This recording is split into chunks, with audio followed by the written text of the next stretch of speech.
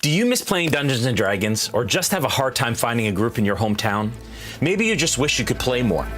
On Discord, we created a community of over 100 people who are playing D&D around the clock. By integrating Discord and D&D Beyond, we're able to provide an immersive experience that is the first of its kind. You can create a character from 1st to 15th level, and then roleplay 24/7 in our Discord channels, while combating monsters, crafting weapons, training new skills, and searching for items across our campaign world. You'll also have the chance to participate in random combat encounters and go on monthly virtual quests. Ever wanted to try your hand at being a dungeon master? Or maybe you're an experienced dungeon master and just want the chance to run more adventures. As a community DM, you can run encounters and virtual quests for the community based on monthly modules written by our very own accomplished plot team. Join us. Join us. Check it out. Join the Discord. Join us! Join us. And let's create incredible stories together.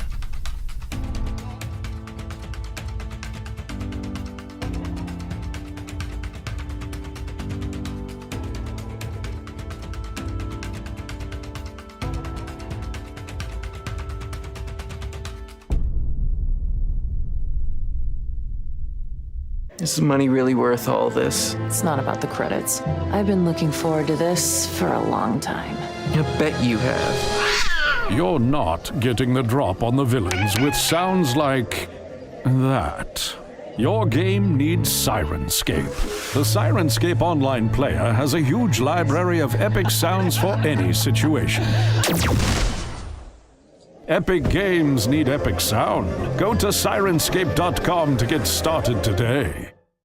It is said that the ancient Forge Masters would infuse a part of their souls into their creations, imbuing courage, strength, and grace with each strike of the hammer. But somewhere, deep in a dwarven hall, the last of the Forge Masters is hard at work.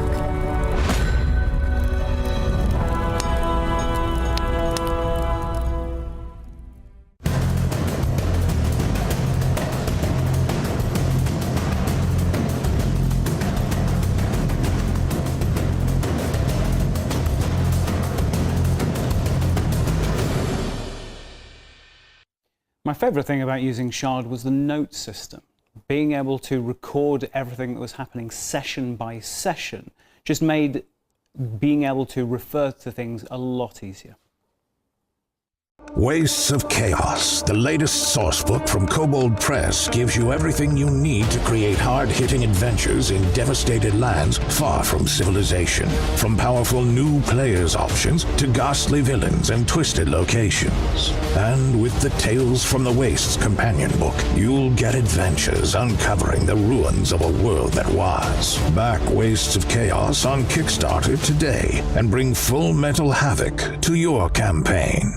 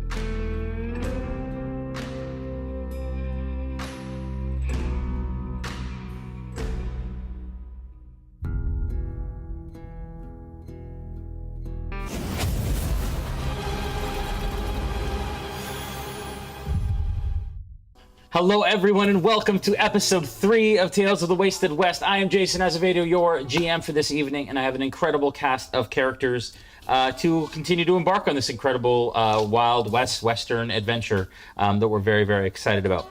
I'll go through announcements super quick so we can get into the action right away or as quickly as possible. First, of course, I want to thank Dungeons & Dragons for creating this incredible game that we know and love and play and are messing with by playing it in a Wild West setting, which isn't typical. A massive, huge thank you to Kobold Press, of course, for being our main title sponsor. They have a book right now that is live on Kickstarter called Wastes of Chaos.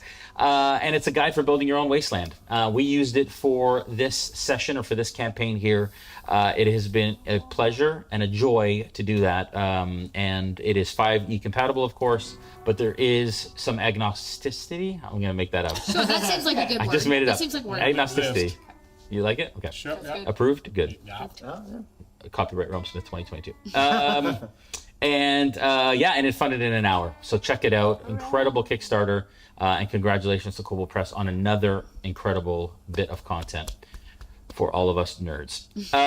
Shard Tabletop, massive thank you to them as well. So good. They are a creator of a VTT, a virtual tabletop for your use. You will see as the campaign continues, more and more use of us using it.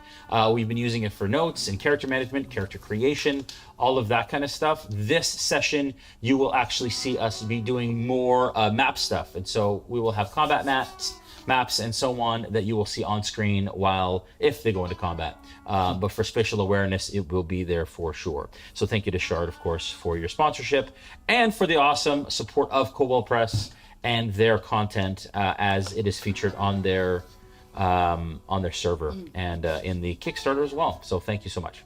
Massive thank you, of course, to Hero Forge. They have some incredible miniatures that Jesse at Jerdak over there printed and painted for us in a very short amount of time. They look incredible and awesome. And I just want to thank Hero Forge for their continued support. You can check them out and create your own miniatures at heroforge.com.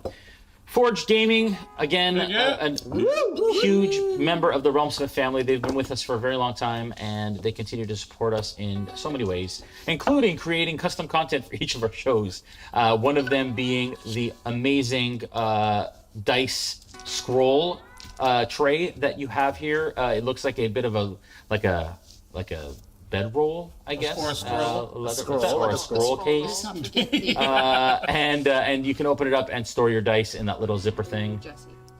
Or Jesse. Store your bear in there. That's his bear pack. That's his bear pack. Store your dice in the bear pouch. That's right. That and as well as dice for this series, and there will be like a logo on that inside of that tray that you can check out for sale very, very soon. Another huge thanks to Game Conclave, owned by Teddy Benson, who Game Conclave creates custom GM content, as well as Teddy provided this incredible cabin to film in and stay in.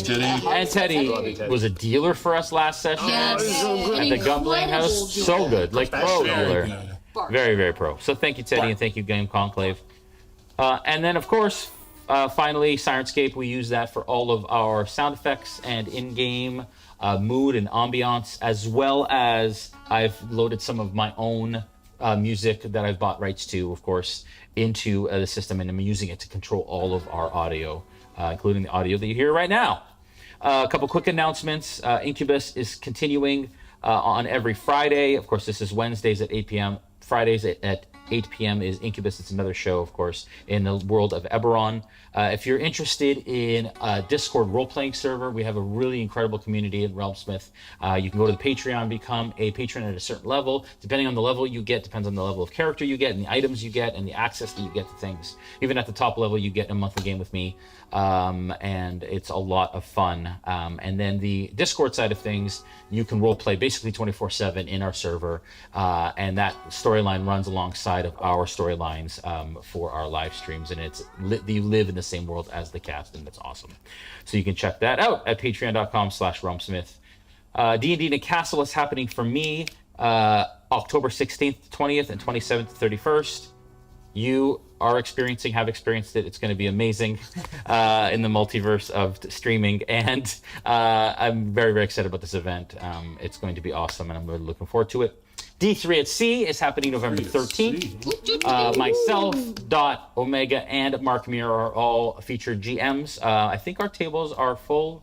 Or we almost got a couple, full. like we got 1 or 2 seats left, so it's like first come first serve to go to the Bahamas with us. Yeah, exactly. So if you want to come to if you want to come to the Caribbean and play incredible tabletop RPGs and D&D for a certain amount of time, that time being a week on a cruise ship in the middle of the ocean, while we stop in the Caribbean at various spots. We did it in April or March, last March, and we're doing it again in the spring. And we just released the registration for that as well in April of 2023. Thanks to our Smith Guardians, of course. They run our community. They are the backbone and the leadership team of everything there. I've been so busy filming this amazing content for you folks, and they have honestly owned it and ran with it and worked to the bone, including Omega, who is one of the admins on our stream, or on our server, and he is so loved, and I love him, all kinds. And the Realm Watchers, what's that? I love you. And the Realm Watchers, of course, who are the moderators of our community. If you like what you see today, consider subscribing and sharing. And without further ado, let us venture into the wastes.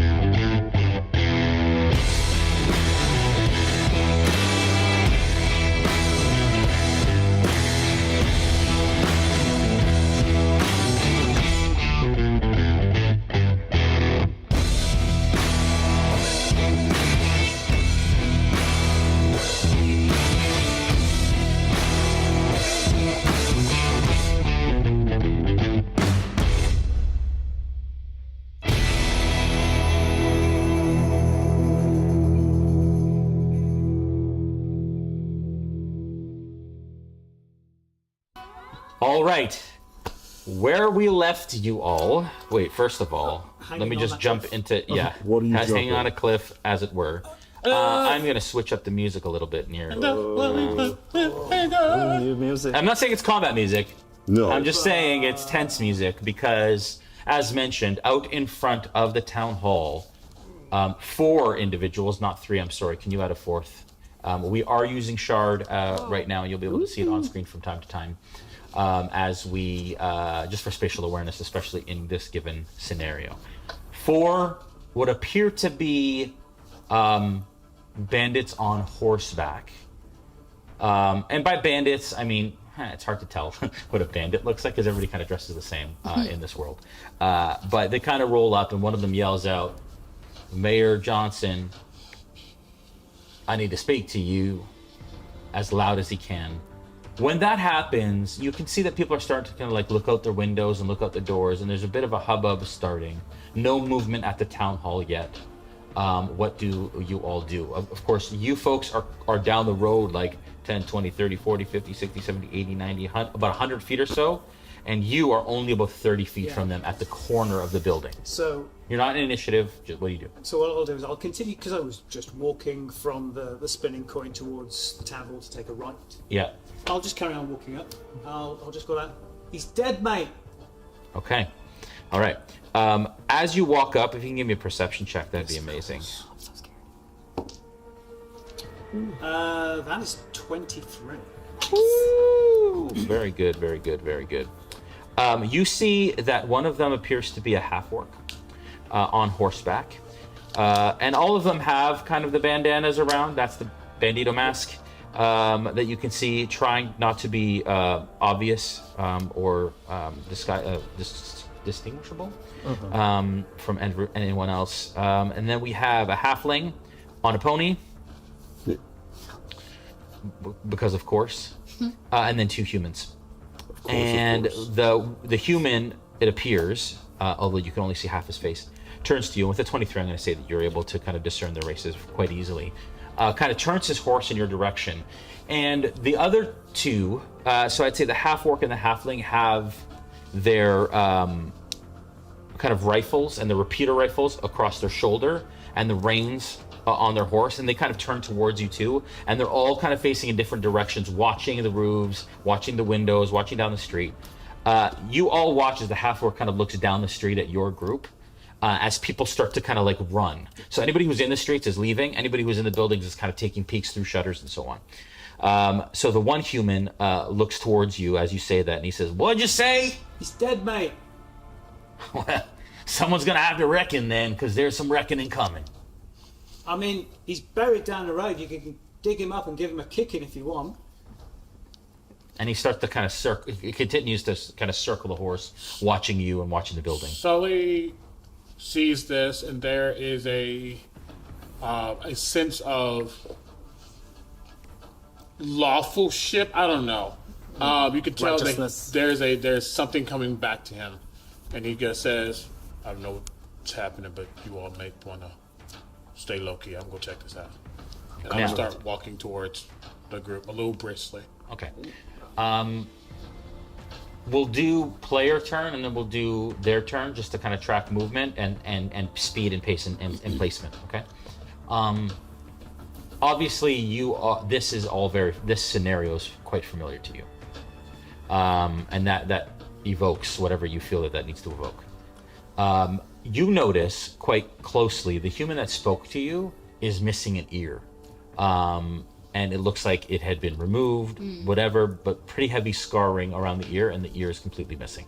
And you can see it kind of as he turns away from you and continues looking.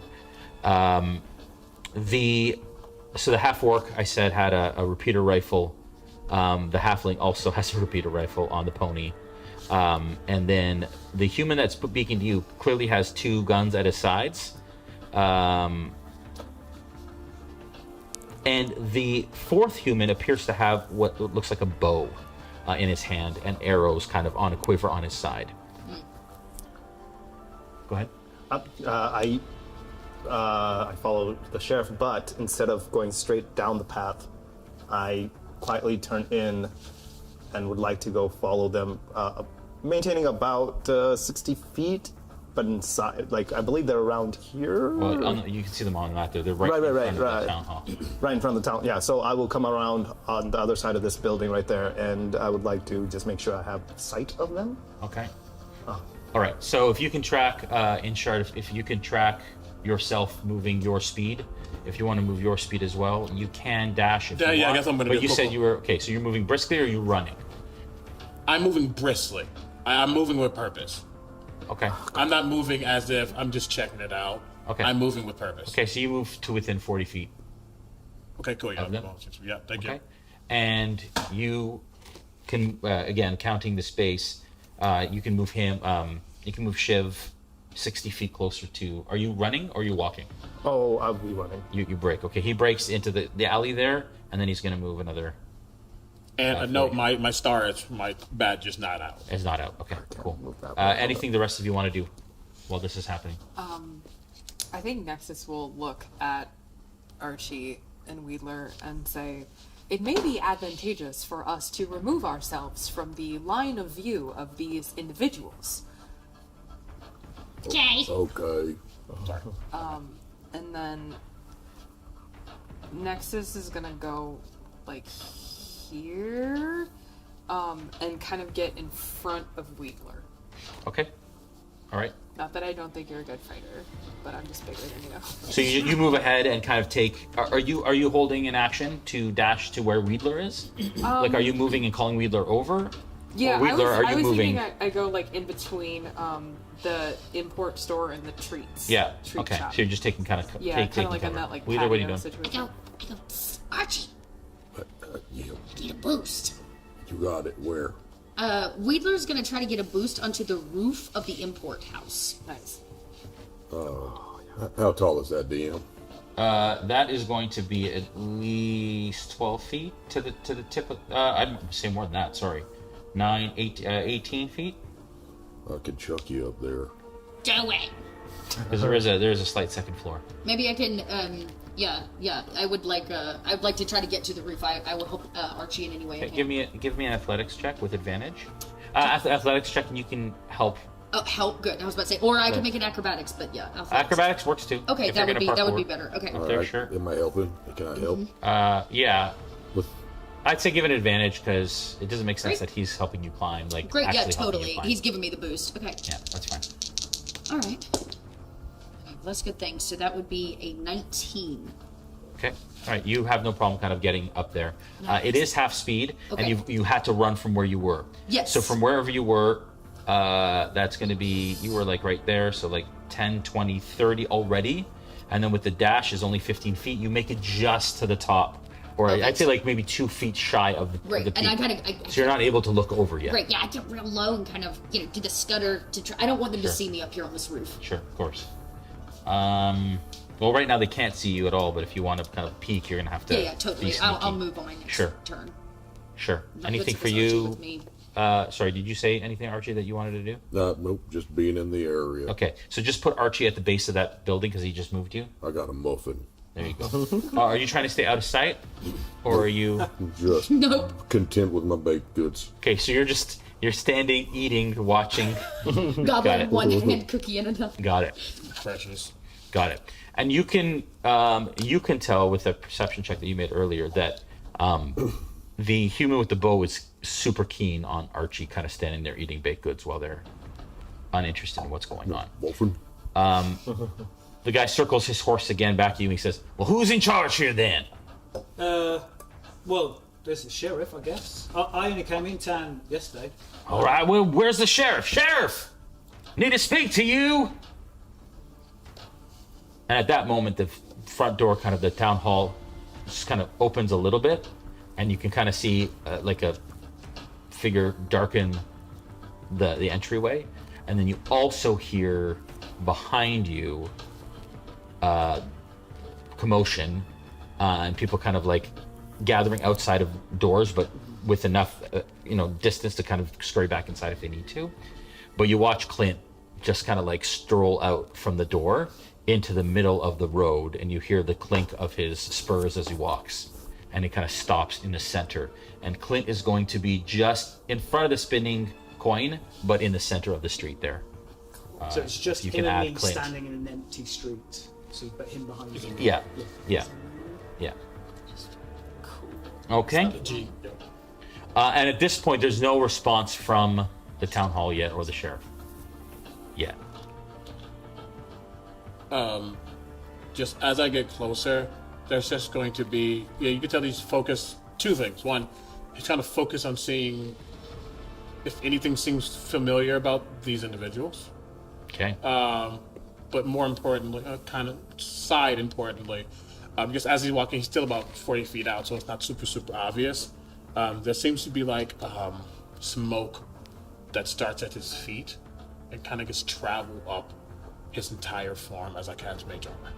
Okay. All right. What is his name again? Clint. Clint. Thank you. Clint. All right. But yeah, I'm more importantly, and I'm still walking forward. I'm gonna keep walking, but I wanted to see if anything looks familiar about these individuals. Okay. All right. You hear the door close to the town hall. Give me a history check. Well, that's happening. Sheriff is still moving towards. Yeah. Okay. Yeah. I didn't. 9. You're not sure. The bandanas are kind of covering. You don't recognize the voice yet. You don't necessarily recognize any on the horses just yet. Okay. The whole thing seems familiar. Fair. But you don't know if I mean, bandits can be familiar. Yeah. And I'm you're a little ways still away, and So I'm just gonna keep walking forward and keep moving my speed. Okay, so where do you want to go, Shiv? I will continue making my way in the back alley. Let me see. I also have something called aggressive. Okay. So as a bonus action, I can make another movement towards Sure. So I'd like to use movement, action, and bonus action to push myself forward. Okay, so you can move him 30. 60, 70, 90. 30 to start. Yeah. So 30 to the edge of that building. I didn't move. And then, and just place yourself wherever you want to be at that point. You can get wherever you need to go with that movement. Okay, so it's closer to here. Do you want to be seen? No. Would I be able to see them without them quite seeing me? If you roll me a stealth check. Okay. But then you'd have no more movement because half movement on that last move. Okay, so move back a bit. Well, I'm gonna say 30, 60. No, you're fine there, but you couldn't move anymore. Okay, yeah. So stealth is. Whew.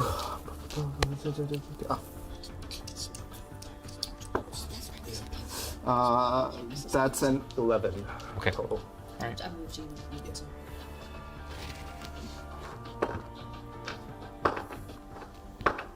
Okay. All right. Anybody else want to do anything in the time in between?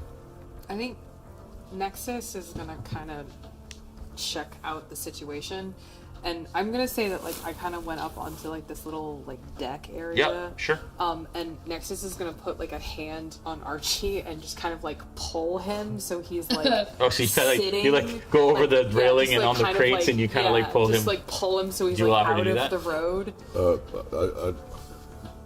How strong is Nexus? I'm a robot. Okay, like a real durable one. Like a terrible robot.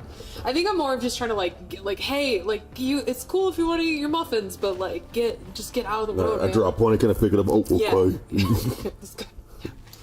Okay, cool. So you kind of help. So you do listen, and so you tuck in. Okay. Wedler. Again, you're about 2 feet from the top of the peak of that roof. Yeah. Wedler would like to strive for stealth because he doesn't want to be seen. Yeah. And he wants to go and try to kind of hide by the chimney, they're really low, and blend with the roof. Hide of check, this. please.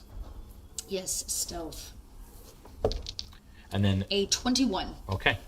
So you think that you have hidden efficiently enough. Two of you. You still haven't taken a move. An action. I moved. I did move. Oh, you did move? I did my mage armor and moved forward. And moved forward. Yes. I'll have closed up a little bit. Okay. But I'm not making any. Okay. hostile As actions. soon as you kind of take another step forward, one of the humans, the half orc with the rifle, squares up on you and rocks the repeater. On who, or me, or both of us? On him. Yeah. And I'm just like, Yeah, as you kind of start to move forward, he's basically you get this sense, obviously, stay where you are. Right. And at that point, the leader goes, well, now, nobody get any closer. Just want to speak to the sheriff. You can understand that, I've gotten a little closer. You can understand that 4 individuals ride into a town seemingly hostile, as the gun being pointed is clearly stated. You can understand if we're a little concerned. And at that point, I'm so tempted to use a line and I'm not going to. Do it. No. The sheriff comes around the corner and you watch it. You hear him say, I'm here. And he walks from around the side of the jail on the other side. And he steps into basically 10 feet from the corner of the jail there. Closer to on the other side. And as he does that, the halfling kind of turns in his direction and brings the rifle up, not pointing at him, but kind of brings it into a ready position in that direction as they're kind of surrounded at this point. I would like to make it a point, and I'll stealth it, that there's currently a gun floating behind me, ready to shoot. Okay, hidden behind you? Hidden behind me. At your back, basically? My hands are in front of me. There's a gun ready behind me. Very cool. Very, very cool. Okay. All right. The sheriff says, "What business do you have here? Mayor Jenkins is dead. You deal with me. No need for any trouble." And the leader says, "There's some settling up that needs to be done. Mayor Johnson owed us some money, and if you took over, it's your responsibility to take care of it." What do you guys do? I would like to, now that the attention's gone onto the mayor / sheriff, I would like to, without making any real noise, just start to close ever so slightly. Okay, so you're gonna take another step forward. Yeah. Okay, so as you take another step, are you trying to do it? You can't break line of sight at this point to stealth, anyways. So you're just gonna. So the one human, again, the half orc still has the rifle trained on you. Yeah. And as you take another step forward, he's like ah, and he kind of edges his horse up a bit, and to the side he says, "Take one more step." That bowler hat has a hole in it. It's a mushroom. Yeah, can we hear the conversation? Yeah. Okay. Yeah, it's pretty loud. They're yelling across the I would like to the formally square. apologize to the group in this moment. Yes. Nexus is gonna take like one of the boxes that has like scones and donuts and cookies and stuff, and she's gonna step out into just the middle of the road holding this box of scones. She's going to say, "Hello, I am Nexus. I understand there is a business deal to be discussed, and as my father always says, good business is always done over good food. There are many innocent people in this town who are not concerned with this business deal. May I offer you a scone and some privacy?" And you yell that at about 40 feet. And the leader kind of turns around a little bit confused. And at this point, they're all kind of circling in their horses, watching everyone that's around. And the leader takes his hand and he puts him on his pistol on his right. Still has a pistol on his left. And he says, "Sheriff, Mayor, whoever you are, just need a word." And the sheriff says, "You put down your weapons and we're fine, we can talk. You continue doing what you're doing, this isn't gonna go well." Now that I've gotten a little closer, can I get more of a read? I'm not trying to make the same check, but can I get more of a read? No, give me another check. What do you want again, sorry? History? History. Would I be able to recognize any of these bandits at all, or do they feel like bandits? Like just looking at Well, them. they're wearing bandito masks. Okay, yeah, so it's and clearly demanding money. Yeah. 16.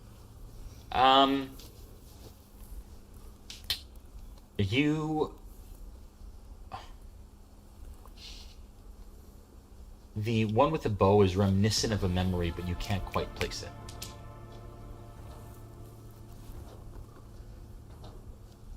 Like, man, where did I see this individual before? No, it's a high roll for me to have a 0 in history. Nice. Knowing that. Just posture, the weapon itself, the way they're carrying themselves. Okay. My gaze goes directly to them and locks with them.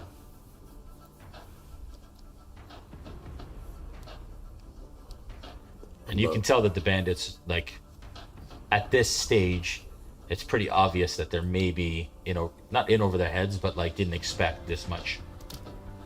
But I am going to ready an action if the leader shoots. Okay. I look over my shoulder. Is Clint closing up on me? No, he's at a distance. Yeah.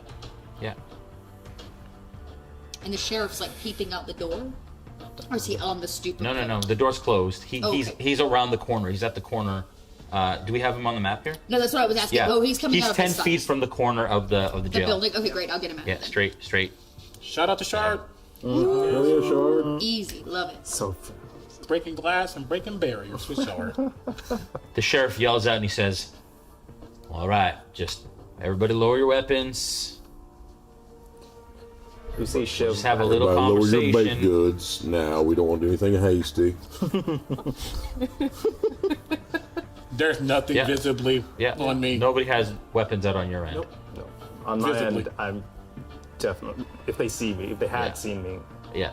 definitely pointing a rifle at them. The orc,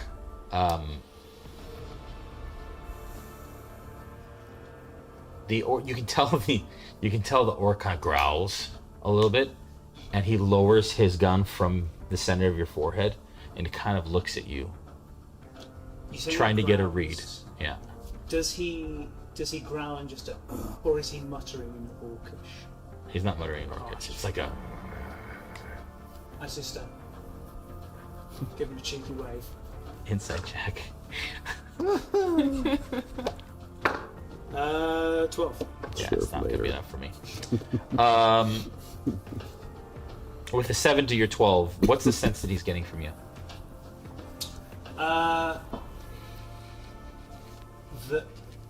That was the best thing he could have done. Okay. All right. Good. So he slightly lowers it to like a ready stance, but not pointing it at you at least. The arrow in the bow slacks slightly. The halfling kind of turns his rifle down, and they all kind of like turn their horses and they start to kind of back their horses up, like along the front of the town hall. And then the leader looks around and says, "See, no trouble here." And he like unmounts or dismounts the horse, and the rest of them stay there. So the 3 of them stay kind of facing out on horseback with their guns at their sides, kind of in front at the ready. And the leader goes, "Come on now." And the sheriff kind of walks from around the side. And you can tell maybe this is the first time the sheriff's had to deal with something like this. Mm-hmm. But there is a steely defiance or resolve that you notice, you recognize it. As a sheriff kind of like walks in first, and then the leader walks behind, the door closes behind them. What do you do? My gun is still trained on whichever one is the closest to me at this point. Yeah, and I'm keenly listening in on, or trying to hear if there's anything happening aggressive. Okay. I'll say, what's your names? Never heard of you. 1 second. Give me a hide check. Sorry. Are you trying to hide still? Okay, give me a hide check. Because your stealth check wasn't great. Remember, they looked in your direction because they heard a scuffle. That was a 4. That is a natural 20. Yo, that's fine. Is it? That's fine. It's fine. It's fine.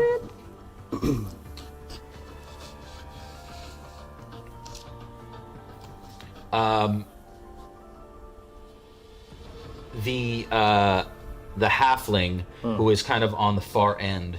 You know what? Let's name each one by a number. You have numbers? I can't quite see them on here. It says Bandit Halfling, Bandit Human, Bandit Human. What are the numbers?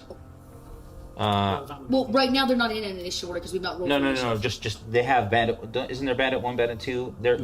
It's named by them. I named them Bandit Halfling, Bandit Human, Bandit Halfling. Got it. Okay. So the halfling sees you. He looks over and he sees you. It's clear, and he raises his rifle again and he racks it. And I said, "Whoa, now!" And he says, "We got a sneaky one here." And the others raise their rifles at each of you. Hey now. None of that's necessary. Your leader just went inside. Tell your friend over here to lower his rifle. I just said lower your weapon. Give me an intimidation check. Can I assist them with my gun pointed at them? What's that? With my gun pointing at them, can I assist in the intimidation? Sure. Give me your intimidation. What's your numbers? 3 plus 3. Okay, 14. 1 second. It's not bad. Not bad. Good pulled through. We'll see.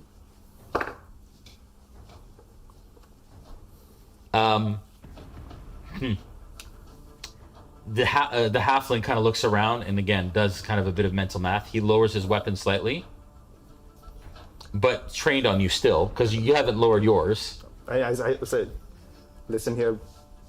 If you want, we can have this game, but I promise you, I can cut through you and your friend behind you right now. You can play this game. We really can. I promise you, it won't go well." All right. And then, So he lowers his weapon a bit, even though you're at yours, because he, again, counting numbers. The half-orc also lowers his rifle.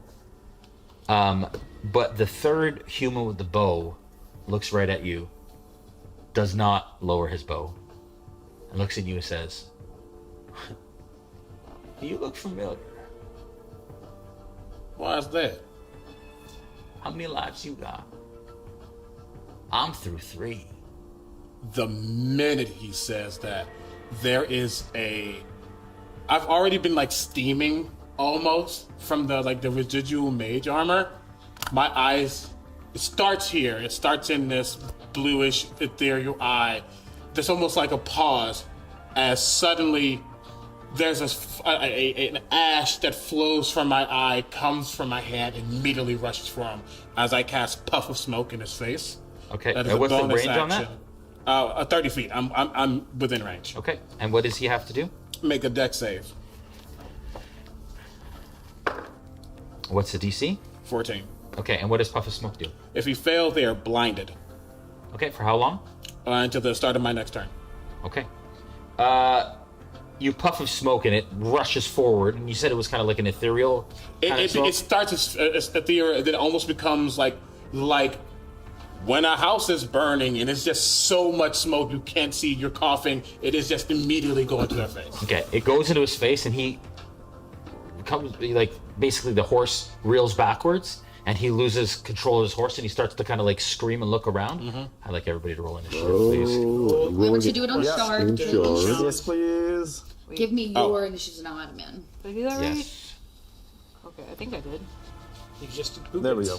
Yeah, you did Yep, right. all you had to do is boop it. It'll automatically put you in. And you can give me Clint's and the sheriff's and everybody's, and I'll add them. Half orc is 13. Okay. Halfling is 12. Actually, you know what? Let's just do 13 for all the bandits, Okay. and we'll do 12 for Clint. 13. Yeah. So half orc, the extra human, the bandit leader as well is going to be on the 13 initiative. The one inside, actually, I'm gonna roll separately for him. That's 18. Okay. And then Clint, you said is going to take a 13. Yes. Clint takes a 13, and the Well, sheriff. I said 12. 12. I'm so sorry. And the sheriff, mayor. That is only a 9. Okay. We should have an initiative order. Woo. Okay. Yeah, sure. Yeah, Shard. Oh, that was so easy. I will start this. I can as well track our rounds as we go into turn order. Okay. Very So, cool. And we should be able to see the Very initiative order on screen, right, Julian? On the left? no. With the full screen capture? If people can see the map, there's a number in parentheses before their name, Yep. and that's their number. That's their initiative order. It changes. So first up is actually Sully. Yeah. Sully, you're up. As this smoke invades their space, there's like silence for like the next 3 seconds. You can tell that there's shell shock, and he's not really acting. You have never seen him like he's been pretty calm. But at that 4th second, through the smoke, well, in front of him, but going through the smoke, there is just a gun floating forward, and as it reaches, it shoots immediately. And I'm aiming for him. I get advantage because they are blinded. At the one with the bow? If they are blinded, yes. It did go through. Okay, I want to make sure. Yep. Yes. I am shooting them with my pistol.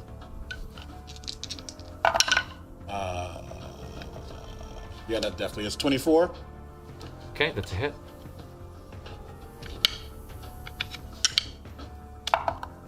Ooh! Burst. We get to explain the first burst. Woo! Yes. Very nice. So first of all, there's 10 points of damage, and I can speak on it in this game with firearms. Any explosive type of weapon, a firearm weapon. I guess grenades too. It's a black powder weapon. Black powder weapon. Thank you. Anything with black powder. Weapon. If you roll the max on your die, it explodes, and you can re-roll that die and add that extra damage. And you can do that up to your proficiency bonus in 1 turn.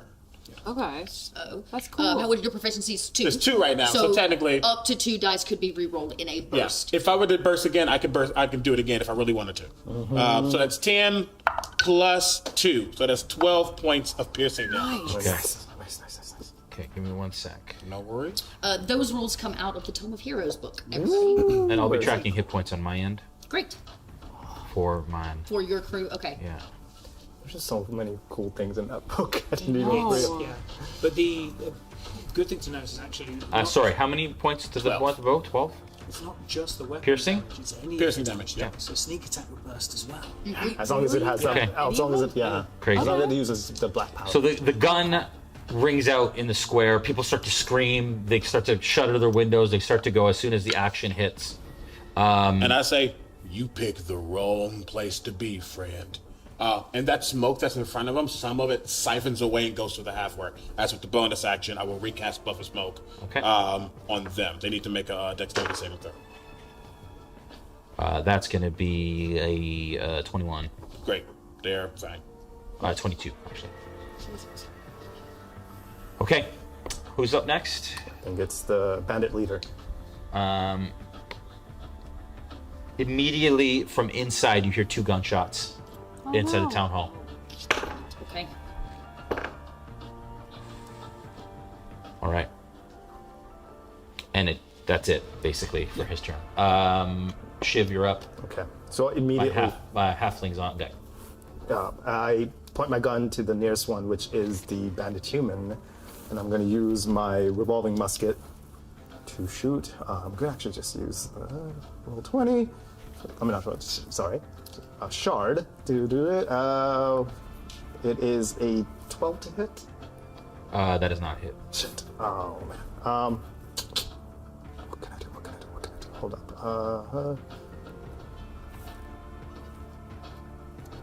Trying to think.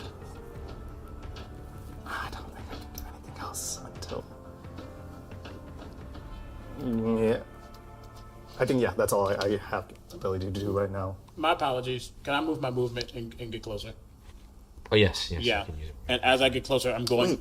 Oh, sorry, go ahead. So really quickly, I'm just going to go towards that human and scream out, "This one's mine." Okay.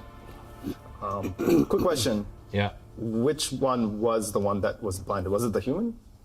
With the... It was. Yes. It was. And it was until your turn, right? Start of my... Yeah, it was the start of my turn. It's when he... sorry. Blinded. Right, so he was first in initiative order, so at the start of his turn it went away. Like it was almost immediately that he was no longer blinded. Yeah, okay, because it was order, Oh, okay, technically. We were in free action before that. Got it. Okay, I thought that counted. Never mind. Yeah. Okay. Oh, sorry. Yeah, sorry. Technically, I wouldn't have initiative, but the first roll was still advantage. You had advantage. Sorry, I had advantage. Yeah. Thank you. Okay. No, cool. Okay. So Shiv, sorry, what was your action? That's the only thing I can do. I don't think he'd want to. I don't think he can do even if he. Yeah. So you missed, right? Yeah. So it goes over his head and off the side of the wall of the town hall. Immediately, the halfling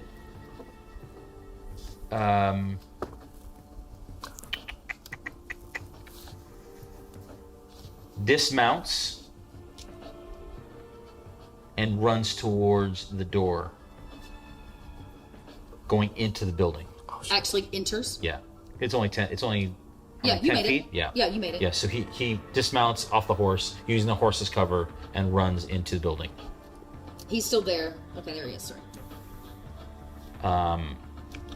And dismount isn't an action, so probably half after movement, which is enough. Okay.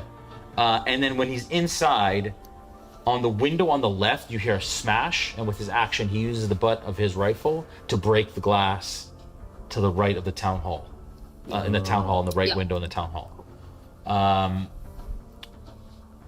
Mr. Smith, you're up. Mr. Smith looks over at Sully and just goes, Sorry, why is that the halfling has a different initiative than everyone else? It looks like. Halfling has a 13. Yeah, but Everybody else has a 13. Cornelius Smith also has a 13. Oh, I see. So he was just put. I think it auto does it based on their dex, so he has a high dex. Yeah, because in mine it grouped Bandit, Human, Clint, and the Sheriff all together in a single line, and then. Yeah, because if you look at it, that's correct. Okay. All Yeah, right. 13 to 12 to 9. Got it. So Got it. Mr. Smith looks at Sully and just like, oh bugger. Starts sprinting forward towards the half-orc as fast as he can. Okay. Pulling out the poignard as he goes, and grabs the saddle, reaches up and tries to drive it into his thigh. Okay, I like it. Oh. I'll use that as flavor, not a cold shot. Well, that is 23 to hit. That is going to be a hit. And as he hasn't acted yet, I've caught him right where it hurts. Yeah, I bet. 5, 8, 9. That's 13 points of damage. Nice. Okay. Nicely done. I then... And that's the orc. That's the half-orc, yeah. Sorry, 13? 13. Okay, good. I then continue past him. Okay. And with a burst of speed, a cunning burst of speed, Yeah. break line of sight with the halfling. He does get an attack of opportunity on you, because you're not using bonus. You're not using your disengage. You're using your dash. I am using my dash, not my disengage, so he will get. So he will get. Okay. All right. Although currently half orc has a rifle in his hand, so he's going to get disadvantage on his disadvantage, right? And for short. If you're using a melee weapon with an attack of opportunity, it has to be a melee weapon. You can use a ranged weapon for attack of opportunity, can't you? Really? Did I get to make it up? I'm almost positive you cannot. I don't know why my Let's brain find out. just broke. No, we don't have to. No. I think you're right. Pretty sure you're positive because it has to be. Okay, then he'll use the butt of the rifle. Like a melee. Yeah. So he'll try to. Yeah, exactly. Rifle, pistol it, but it's still going to be. It's not going to be disadvantaged because you're close. That's going to be a 18 to hit. Oh yeah. Oh, absolutely. But that's only going to be 7 points of bludgeoning. Sorry. 7. Yeah. Wait till they shoot. He actually rolled. Sorry, he rolled 4 on a d4. So. But yes, so then I will break line. So so as he's coming across, he comes down on you and you hits you in the neck, sort of thing, and you run past them. And where are you going to? So I'm around the corner just around the corner, yeah, by the of the vestibule. Okay, of the kind of the foyer jut out. Okay, got it. All right. Half orc turns towards you, doesn't see you, raises his. Okay, so who do we have here? We have Clint. We have it's you now all the way up. It's now there. the bandit half-orc's turn, and he is Yep. here. Yeah. So he is going to raise his rifle and take a shot at Sully because Sully is the closest. So Repeater comes up, and I think he already racked it, so he's going to take a shot. Yep. That's a natural 20. There is all of a sudden this smoke that just emanates around, and you almost see like a face form out of it around him. But as it comes up, he suddenly sucks it all in. As I cast Avoid Grievous Injury as a reaction, that crit is canceled. Okay, fair enough. And that's and just all the damage is canceled. The crit is canceled. So if you don't, is it still a hit? It's still a hit. It just You just treat it like a 19 got it. on a Got 20, it. Got it. yeah. Got it. Got it. Got it. Got it. Shout out to Cobalt Press. I literally said, "Oh, I'm saving this one. If I get crit, no, you don't." It's one of my favorite reaction spells. It's so good. Yeah, and as you do that, like you can tell when he brings that rifle up, he's like, "I've got him dead to rights," and he pulls the trigger and he's confident, and then kind of looks to the side like, "How did I miss that?" And it hits you in the shoulder. You take 8 points of piercing damage. Great. And my eyes are just glowing with this almost like ember fire with smoke coming out and he's glaring at him. Yeah. What happens when that bullet hits you? It's going to be resolved with my action. Okay. All right. Okay. So he takes a shot. He racks the rifle again and takes another. Okay. That's only going to be a 14. Okay. And it goes wide. Off the side. Next up is the human. I think it's the Bandit It is Leader. the bandit human, the one that was blinded for a period of time. Okay, great. He's here.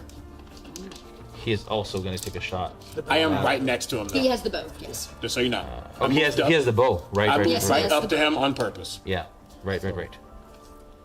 So you are next to him? Can we just put him in, like, beside, because right now there's over 5 feet between Oh, sorry, him yeah. and- I tried to get Yeah. They're in the same square now. Yeah. It's just that they're 10-foot square, so Yeah. yeah, that's fine. If they're in the same square, then I know that it's... Okay.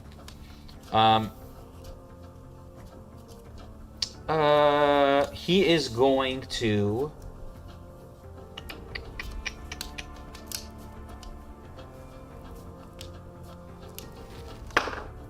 He draws like a big Bowie knife with his offhand, and kind of clumsily tries to come down on you as he's holding his bow, and does not hit. And I say, there's no way in hell you were with that group. I like it. That is now Clint. Clint? Question, are they second in order or third? What are you talking about? Oh, I thought like last time we had the Bandit Leader go, then Shiv does, and then the rest of. They have an order over here. Okay. Sorry, my apologies. We're still on track for Clint. Okay, We're still on round 1. Oh, yeah, we haven't even looped yet. Yeah, so. We go I'm there. dead last. Fair point. You watch as Clint starts walking towards, not at a fast speed, but he starts walking towards kind of the center of the action. But he's going to dash, so put him 60 feet. Out there-ish. That's what he can dash. Yeah, that's fine. Sheriff is next. You don't hear anything from inside. Archie, you're up. Wedler, you're on deck. I'm looking at my new friends. I'm looking up at Wedler. I sigh real heavy and I shove the rest of a muffin in my mouth and start backing away slowly and start picking up pace and running until I'm running on all fours and just roaring and screaming, and you start seeing big old burrs and bony protrusions start growing out of my back and out of my forehead and off the ends of my forearms. And I run about 30 feet up, and I snap one of the longer ones off of my shoulder and huck it at that feller standing next to the sheriff over there. Yeah, that's great.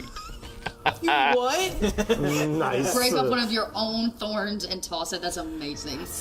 So I'm gonna try and make a raging ranged melee attack with a bony javelin at who shot the sheriff, but did not shoot the deputy. Who shot at the sheriff? Who successfully shot the sheriff? The half-orc. All right, I'm gonna try and hook a bony javelin right at that suck right about dead center if I can.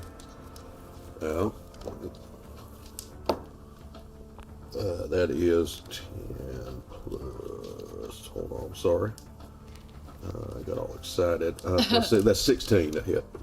Okay, that is a hit. That is a hit. All right, that is 6 plus 4 plus 2. That is 10 points of piercing damage. Okay, nice. You said plus 4 plus 2? Oh, I'm sorry. Yeah, 10 plus. Oh, I'm raging. Yeah, so I'm sorry. That's 12 points of piercing damage. 12 points. Got it.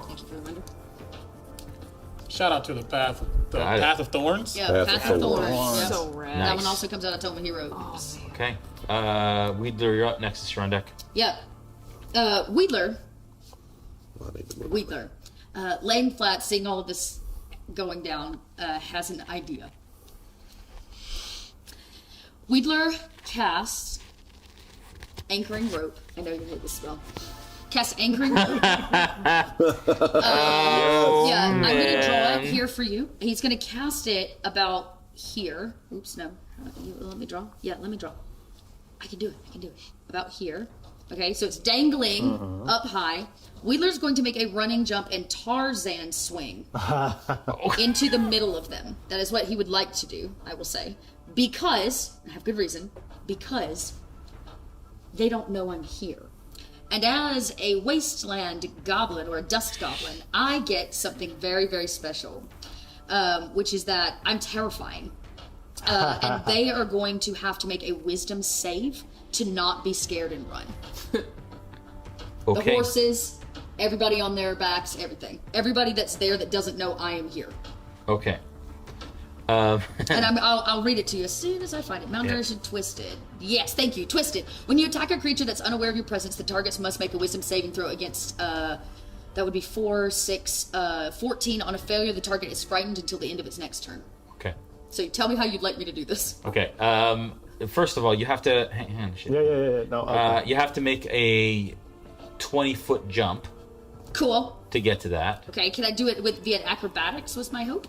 I don't. We have to find out if you're actually capable of making a 20-foot jump in the first place. As a dust goblin, I move faster and more dexterously than other goblins. That's like built into the dust goblin race. So I can jump move distance, 30 feet. We always do this. So jump distance. Is 15? Jump distance is half. Isn't it your strength plus? What is it? Strength score. Yeah, it's your strength score in feet. If you take a running jump, it's double. No?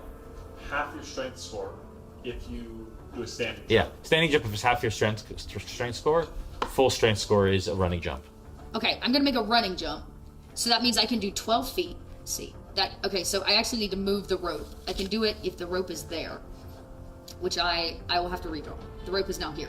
And I'll get rid of it. Right, because it can just be, I see, because it doesn't have to be connected to anything. Yeah, it just So how dangles far from off the air. ground is it dangling? As high as the roof is. So you said it was like, what, 20 or 18 As feet? far as your roof is. As high as the roof is, because I don't 18. necessarily want to have to jump up. I just want to jump out and get the run to like swing as far as Are I you can. jumping off the rope? Oh yeah, I'm After? gonna Tarzan swing right into the middle of them.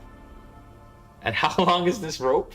The rope can be up to 10 feet long. Hold up to Every 8 time we play together, I have to do like a physics. All right, let me actually. experiment. Okay, for those of you, I've dropped anchoring rope in chat. I love this. I rope, create by a the way. spectral lanyard. One end is tied around my waist. The other end is I don't even have to jump. It starts around my waist. Oh, okay. It's magically anchored in the air at a point you select within the range, which is 30 feet. You can choose to make the rope from 5 to 30 feet long, and it can support up to 800 pounds. Nice. So the point at where the rope is anchored mid-air can't be moved after the spell is cast. So I guess it appears around Wheeler's waist, which means he doesn't have to And make 30 feet up.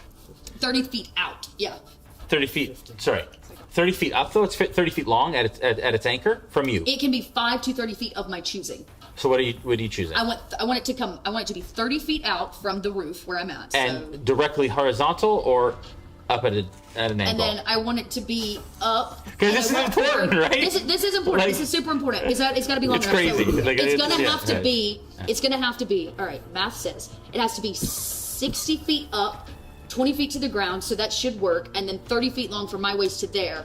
And if I get a running jump, I should be able to swing and make the rest of the way by math. Yeah, it's already around your waist, so you can just literally jump off the roof. That's my goal. And it takes you. And then And so basically, 30 yeah. feet at a diagonal. Sorry, you said it's 30 feet long, the rope. The rope will be 30 feet, yes, because I should. So which then- means it needs to be 20 feet. So it'll yeah. be also 18 feet on the other end of a drop if you drop at its full length. at its full swing. At the moment of its full swing. Great. My goal is to actually hit one of them with my body and scare the whole group of them. The horses, every one of them that doesn't know I'm coming. I'm just going to be like, ah! Oh, it's like swing, cut yourself loose, and then just And just land. land on them. I'm literally just trying to barrel through them like a bowling ball. Okay. I'm also hearing, I will take damage and that's okay. I just want to land on Yeah, them. my goal I'm just trying is to figure out scare how them. much damage Yeah, you'll be my taking. goal is to scare them off. So if Got the it. rope is Yeah. at its end 30 I like feet it. and it's I'm 40 here feet in for the it. air, I'd only take a 10-foot drop fall, not including anything you want to add for the swing itself. But if it's taut and you're at 18 feet, then when it swings down, it'll No, swing lower. okay, I will But at do- its Ooh, the comments of this episode. It is not. The roof is 18 feet. I will cast it 20 foot up Yeah, from there, yeah. which means it is a 30 foot Okay, rope, so which 10 means I have feet 10 down. feet to the ground, Yeah. so it's 40 feet total. Sure. The swing should allow me a 10-foot drop. Sure. Okay. That's only when you're at the lowest point. It would doesn't matter. Okay. No, we about to go into this whole tangent. Pi square. So, chat, I would really like a mathematician to Yeah, do it with anybody a want to do graph it? Yeah. to explain. Yeah. Until then, Wheeler just really wants to bowling ball into Yeah, them. I like it. I'm going to allow it. But there has to be a trajectory at the swing because you don't have the distance at the end of that rope doesn't hit somebody. Yeah, for So you're sure. going to have to jump off the rope. Yeah, I'm gonna release it And at then the release peak. it at the peak, and so we're can I gonna make see- an acrobatics check for that, or what would you like me to roll? Acrobatics is better. Yeah, acrobatics is better. Yeah. So give me an acrobatics check. Everybody hold your breath. Okay, it wasn't the best. I got a 12. Again, I don't. I just want to. Yeah. I just want to get in Yeah. the middle of them. Yeah. If I hit So something great, if I 12 will put you airborne. great. Okay. And I just want to be like Wedler, like. I love it. Yep. So, what does it sound like when Wedler comes off this roof? And he just is like dust goblin screaming. So they do have to make a wisdom saving throw. Okay. Every one of them, the horses included. Okay. And what's the DC? Just not 14. Sheriff Sully just not because I'm not attacking the sheriff. So. You also already know. Okay. All the horses fail. Fantastic. They are now frightened of me. But 2 of the bandits passed. Okay. The half-orc and the halfling pass. The one with the bow does not, and that's the one that you're gonna hit, right? No, the human is the closest. Yeah, the human is so probably it's the one with the bow. So I'll just So put that's the one that you myself hit. It's hard not to be afraid of a goblin projectile. Yeah. Okay. And then the horses, if they're frightened too, will have to run. Okay, so you are gonna take 5 points of bludgeoning damage. Worth it. It's worth it. They're gonna take 3 points of bludgeoning damage as you hit them, just from the force. And then, I love this. This is my favorite about D&D. Anchoring rope, one of my favorite spells. Also, All right, also so from Deep Magic. the horse that doesn't have anybody on it anymore because that was the halfling takes off diagonally and through the buildings. The one that the half-orc is on starts to run down the street past Clint. With him on it? With him on it. He's going to try and starts- disembark on his turn, so just move it 30 south, yeah. I'd say past Clint on a further end. It's not going to run right through him. So over to the east, just at Oh, touch. this Oh, way. west I of see the what you're touch, saying. You yeah. want him here. No, other way. Oh, Opposite I had side. him there. Okay. Yeah. Just not close to Clint is all I'm saying. Yeah, we don't want to run him over. Yeah, no. And then the other bandit human, or the other human bandit, that's the one that you hit, stays there. Horse is still freaked out. Horse takes off. With him on it. Sully, you can take an attack of opportunity at the horse. I have a gun. Wedler, you can also, you're prone. You can take attack of opportunity with disadvantage at the horse if you want. Really? At the horse, yeah. Because you're on the ground and it's Oh, leaving this your is space. hard because I can't. I will opt out of that because I don't want to harm the horse. I only want to harm him, and I'm not going to attack the horse. Okay. So yeah, I'm not going to attack. Wedler would not attack the horse. Okay. All right. Okay. All right. So which way did that? Wow, sorry. That was awesome. Yeah, how did he start running? So he ran off 30 feet as well. Yeah, and he's gonna go diagonal up Diagonal towards the between the bank and the town hall. 30 feet that way. Okay. You got it. All right. Nexus, you're up, and then we're at the top of the order again. Yeah, Nexus. Sully. As all of this has been happening, Nexus has just sat down in the middle of the road, crisscross applesauce, and she's very sort of methodically taken the scones and the donuts and the croissants, and she set them very delicately to the side, and she takes the box that they were in, and she begins to fold it. And as she folds it carefully, it begins to glow. Then she reaches over to the croissants and a couple of powdered donuts and a couple more things. And she kind of takes the donuts and she taps them over this thing, and she takes a couple of the croissants and she crumbles them up. And as she does so, this is for visual aid, the box is a bird. What? When did you do that? She That's taps, and so she takes the bird that is like filled with crumbs, and she whispers, "If you would please, the one in the window." And as Nexus casts animated scroll, Yeah. the bird flies towards the bandit that is in the window with the gun. Yeah. And starts flapping and dumping crumbs and sugar into the bandit's face as a way of trying to protect her friends. Amazing. I love her. Oh my god. Okay. But that just put like them on a disadvantage. Now, is that a creative attack? Is that an actual ability that? So what is the animated scroll actual? says the creature. So you do this thing, casting spell. It's a cantrip, so you can just do it whenever you want.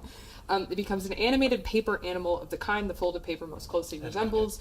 The creature uses the stat block of any beast that has a challenge rating of 0, blah, blah, blah. Yeah. So it can do anything a real creature can do. A paper elk can fly and attack with its talons. A paper frog can swim, etc., etc.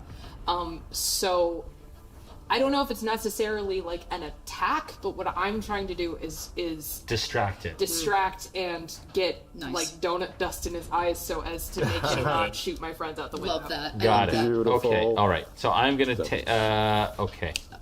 I'm gonna do a wisdom save. What's your spell attack? Sorry. What's your DC? Spell DC? I know where that is. Come on. Do you know where that is in Shard? Yes. Spell DC? Yeah.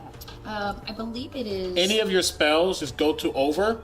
It'll say hit DC. It'll say like blank slash in the number. Oh, it's a cantrip. That's the thing. Do you have any spells that has a saving throw? Yeah. Just match it. 12? Then it's 12. Okay. Yep. All right. Yeah. Cool. So you hear cursing from inside. You don't necessarily know if it worked well because it flies through the window. It's fine. Okay. Cool. So it'll be alive for 24 hours. What is your intelligence? My intelligence is 14. So DC. So it should be higher than So that. 16.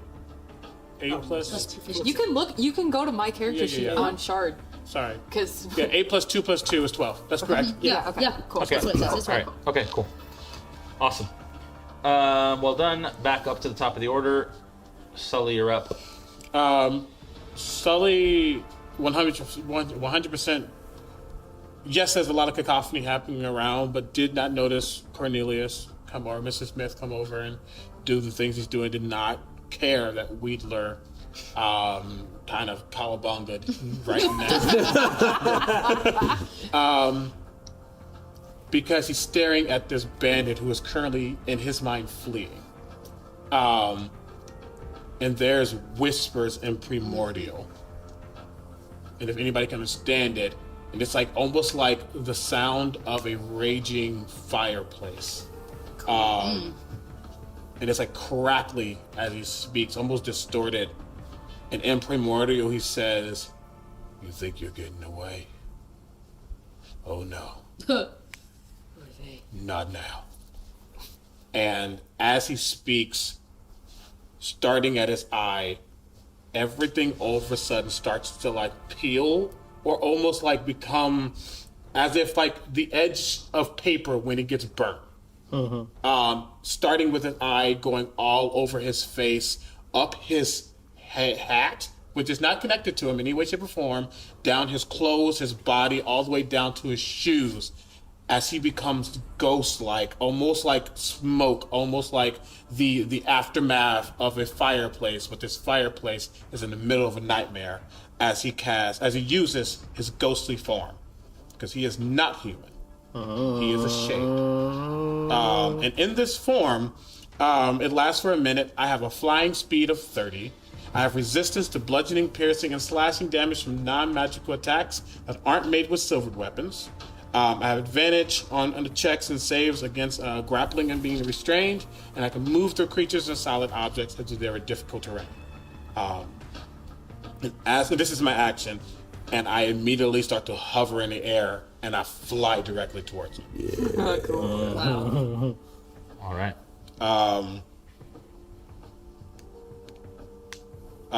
And I'm screaming almost like I think it's still in Primordial, but it comes out in Common and say, "This is your fault, you and your ilk." That's me. No. And as I do, the gun is floating right next to me, and it's almost as if it knows my anger because it immediately clicks back and forward as it reloads. going straight for him. That's my bonus action, movement. I'm done. Got it. All right. From inside the town hall, you hear, "If you want your sheriff to live, y'all back off now." You're not my sheriff. I don't give a shit. I have plans, but I can't do it yet. Not my turn. I'll allow a response, but if you guys don't want to respond, then that's it. Shiv, you're up. Bandits. All right, Shiv is up. All right. Let's see. He's over here. There. Oh, I'm trying to see. Why I can't zoom in on this. I know, right? 1 second. Zoom. Yeah, I gotta figure out why you can't, but we'll sort that, Jason. So Because you should Bandit be able Orc to. is here. Oh man. Okay. I'm going to move a little out of the way. Up to 30 feet there. And you're saying that the bandit halfling is at the window, right? He's inside the He went inside the building. Oh, but he's gone in. He's gone in. Yes, okay. correct. And he broke out the window. Okay. From here, then I will. Because that'd be 1, 2, 3, 4, 5, 6. Oh yeah, it's still within range. So I will go ahead and point my rifle at the bandit half orc. Okay. And go ahead and shoot him down. Let's see if I can. Come on, baby. Come on. Do something good this time. Oh, yes. That is a 21 to hit. That's it. All right. Okay. Come on. I'm going to use the wrong musket. Oh, shit. Damn it. I saw the wrong number. I thought it was good. 8 points of burst damage. Ship. That's a compound dirty word. Sorry, what's that? How much? 8 points of piercing damage. Okay. All right, and you get him in the back as he's running away. Yeah. You're burning through our allotted number of curse words. I'm sorry. I'm an ex-sailor. I can't. I'm trying. Let's see if I can do. I don't think I can do any other. I think that's all I'll do for that. Yeah. Mr. Smith, you're up. Before a whole lot of hurt. Before a whole lot of hurt. What? Where did my character go? Oh, I'm sorry. That's my fault. He's right there. Your ghost, you're invisible. Wrong sheriff. Wrong sheriff. You're right. You right. What? This is just round 2, right? It is This is round round 2. This is round Correct. It's almost the top of Turn round 3 two, of round 2, right? It is turn 3. 3. Yeah. Yep. Okay. Yes. So I'm going to be cunning and make a. I had to sight actually. I can just make a stealth check to try and then rush out of cover and take the half orc by surprise. Okay. Okay. Is my intent. Okay. So you want to sneak up on the half orc? Yes. Who is around the corner?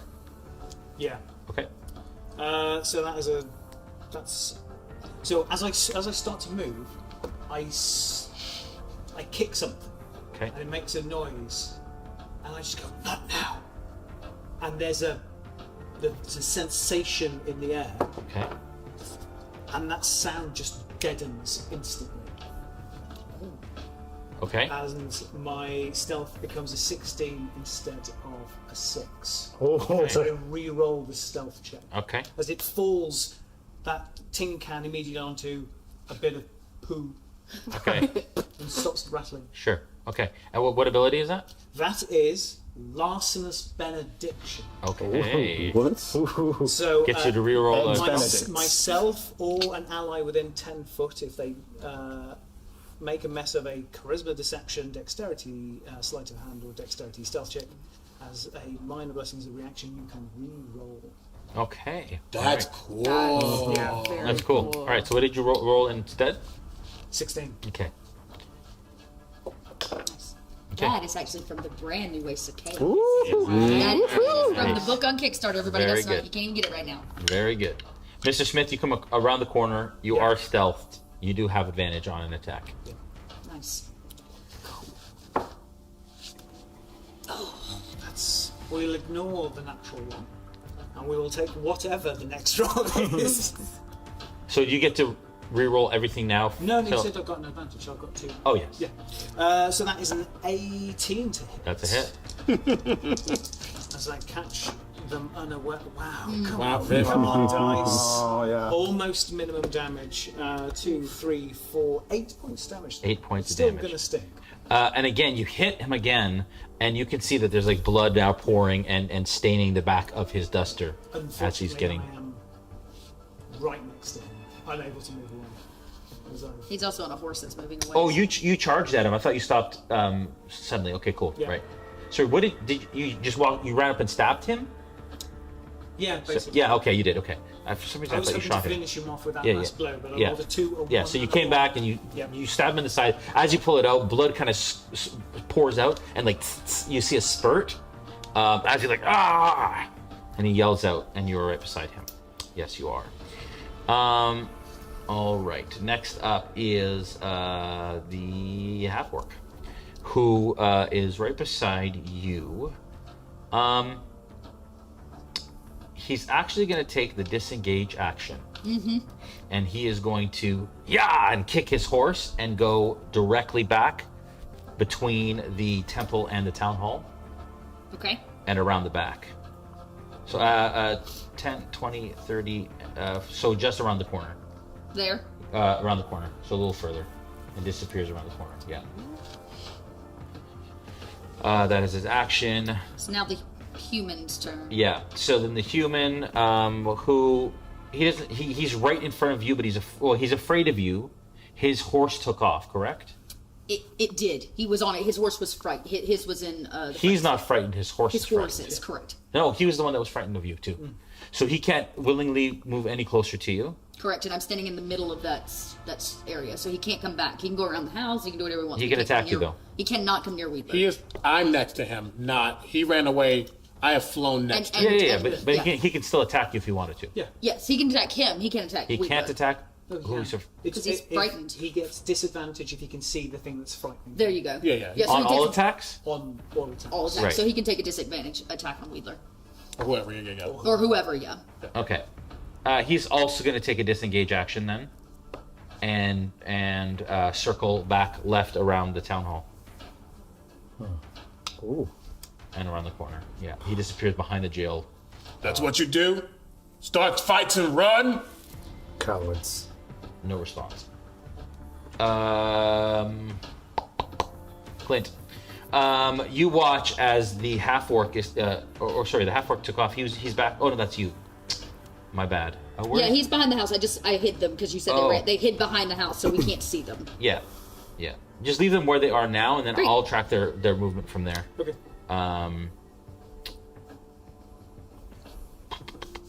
Clint runs to the edge of the town hall.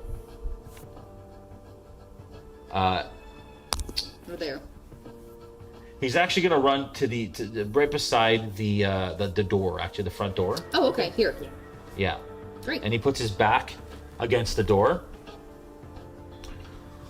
And he puts his hands up like this, and he goes, and you see clockwork things pull out guns into his hands, and he turns around and he kicks the door and points his guns into he's so cool. into the building. Very cool. So cool.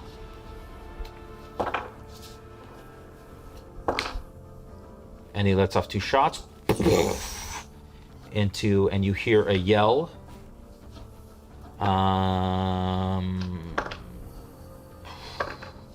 Ouch.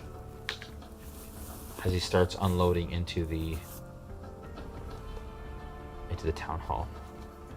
And at this point, Wedler, you can see that you see muzzle flashes, but you don't necessarily see what he's what's going what on. he's hitting. Yeah. Okay. Okay.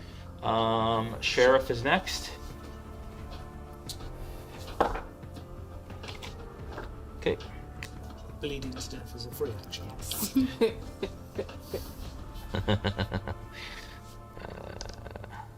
Okay. Next up is Archie. Archie. Oh, sorry, I missed my bandit, half-orc bandit. Oh no, they disengaged. He They took ran. off. Archie. I don't blame him. Yeah. So I'm gonna just keep barreling towards barreling towards the town hall. Let's see here. I got quite a ways to go. You could dash. Don't want to lose my rage if I can avoid it. Yeah. Smart. Sorry, and I am going to say that Clint kicks the door as part of his movement, fires, and then rolls to the other side of the door with his movement. And if you'll permit me, DM, I feel myself cooling off, and I don't care for that right now. I kind of need the spikes. And punch myself right in the jaw. Okay. All yeah. right. I'll take a D4 on it. Yeah, absolutely. All right. That way I keep my rage. Yeah. You got what you gotta do. Yeah. Roll a 4. You're a 4. You roll a 4? Yeah. I did. That was perfect. That was a big punch. Yep. Okay, is that your turn? That's my turn. Okay, all right. Wheeler, you're up next. It's your on deck. All right. Wheeler lays on the dusty ground.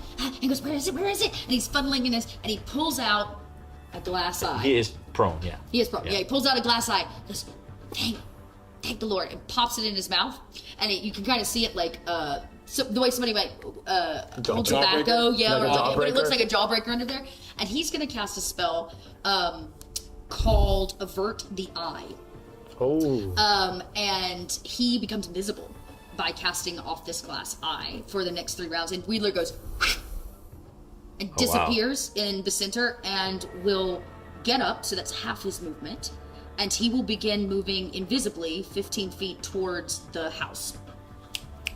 Okay. Awesome. Nice. All right. Nexus, you're up. Okay. Nexus. Sheriff, you're on deck. Nexus Or is going Sully. to deeply regret forgetting to move last time.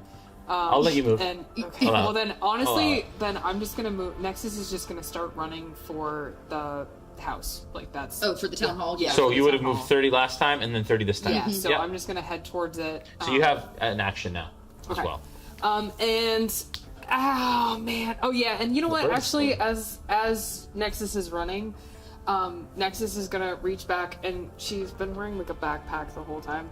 And she's gonna kind of like fumble as she's like running, but she's a robot, so it looks cool and effortless. And she pulls like almost like a ripcord on this backpack. Yo. And the backpack sort of like flops open, and you realize it's like 2 big compartment pouches that have been wrapped around this big object. And as Nexus is running, she pulls it forward, and you see just the sexiest crossbow. It is clockwork, it is gold and brass and copper and intricately carved, and it looks very expensive. And so as she's running, she's grabbing this crossbow, and she's sort of like prepping it to run into the thing, but then she runs out of movement. She's like, "Boy, this sure is heavy," and she stops. So her action was to take it out? Yeah. Okay. Slow-mo though, so it looked really cool. Yeah, so it looked really cool. Got it. Perfect. Sully, you're up. If anybody's ever played Infamous Second Son, Delson Rowe has a power called Smoke. And he can fly with these embers and like tendrils and like almost like a jetpack, but not really. There's like this very fluid smoke and ash around him as he just lifts up off the ground, going about. How high is the town hall building? Yeah, it's going to be even bigger, taller than the other one. I'd say about 25 to 30 feet. That's fine. I'm going to go the full 30 feet up. Okay. I'm going to go full just 30 feet in the air, and I'm looking to see that the bandit couldn't have got far with his disengage. Yeah. Do I see him still? Sorry, which so you're up 30 feet in the air. Yes. And you're trying to see the bandit on the other side? Yes. Yeah, you can see the bandit. Amazing. As the as he sees him, he's still glaring and he'll scream out, "Oh, you're gonna feel what I felt." And the gun next to him, the barrel opens, and you see some of the black powder just float up and shoot off into the sky. This almost anticlimactic as there's nothingness, and all of a sudden there's dark clouds in the air that kind of start to swirl, and you start to see like this burst of orange and red as suddenly brimstone rains down on him as I cast brimstone. Nice. Multiple things will be happening in this moment. As the brimstone lands on them, they need to make a dex saving throw. Okay. And this is for the Bandit Human and the horse. I've added it in chat, everyone. Technically, if they're sharing the same spot, dex saving throw? Yeah. That's 22 for the human. That's fine, saves. That is only a 10 for the horse. The horse will fail. Sorry, Archie, you don't see it. You didn't see it. That is 6 and 6. That is 12 points of bludgeoning damage. Okay. And it does not say fail takes half. That's totally fine. However, where that brimstone lands and hits the ground, anyone within 15 feet of that needs to make a dex save or they're taking fire damage. Wow. So it just stays there burning. Almost, I can almost feel like this like whispering. Yeah. Almost like a hush as this steam and this ash is coming off. What's the effect that it causes? It's going to stay there. Yeah. If they took bludgeoning damage, it's going to stay there. Each creature who starts to turn there, starts to turn within 15 feet of it, must make a successful dex saving throw or take a 1d8 fire damage. Okay. It does have an the AC. Area is still on fire. So I'm just starting this area of black powder, this concentrated black powder. Sure. As I watch. Sure. And you watch as the horse doesn't die, but it gets basically it falls to the ground. And the guy's kind of tossed from it as it falls, and he kind of rolls off to the side. Okay. All right. That is actually where we're going to take a break. Okay. So 15-minute break. We'll be right back. Okay.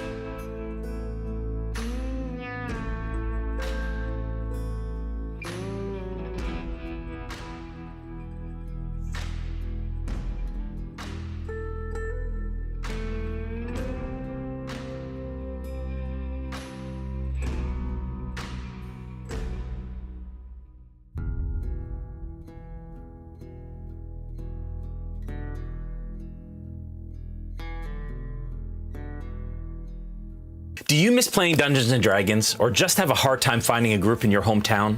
Maybe you just wish you could play more. On Discord, we created a community of over 100 people who are playing D&D around the clock. By integrating Discord and D&D Beyond, we're able to provide an immersive experience that is the first of its kind. You can create a character from 1st to 15th level, and then roleplay 24/7 in our Discord channels while combating monsters, crafting weapons, training new skills, and searching for items across our campaign world. You'll also have the chance to participate in random combat encounters and go on monthly virtual quests. Ever wanted to try your hand at being a dungeon master? Or maybe you're an experienced dungeon master and just want the chance to run more adventures. As a community DM, you can run encounters and virtual quests for the community based on monthly modules written by our very own accomplished plot team. Join us. Join us. Check it out. Join the Discord. Join us! Join us. And let's create incredible stories together.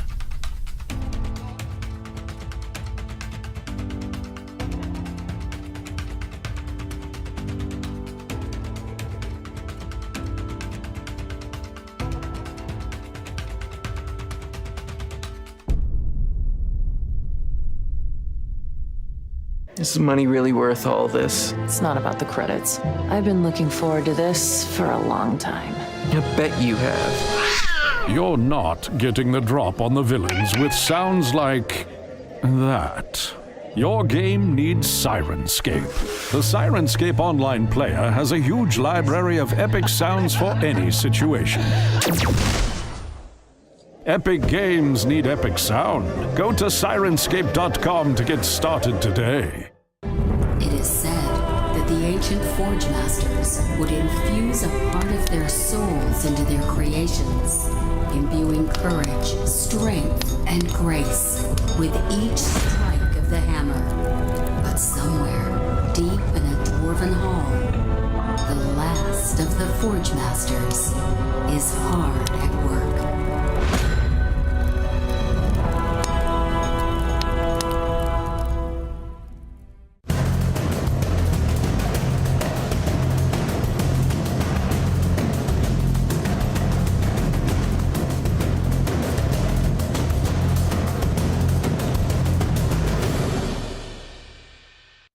My favourite thing about using Shard was the note system.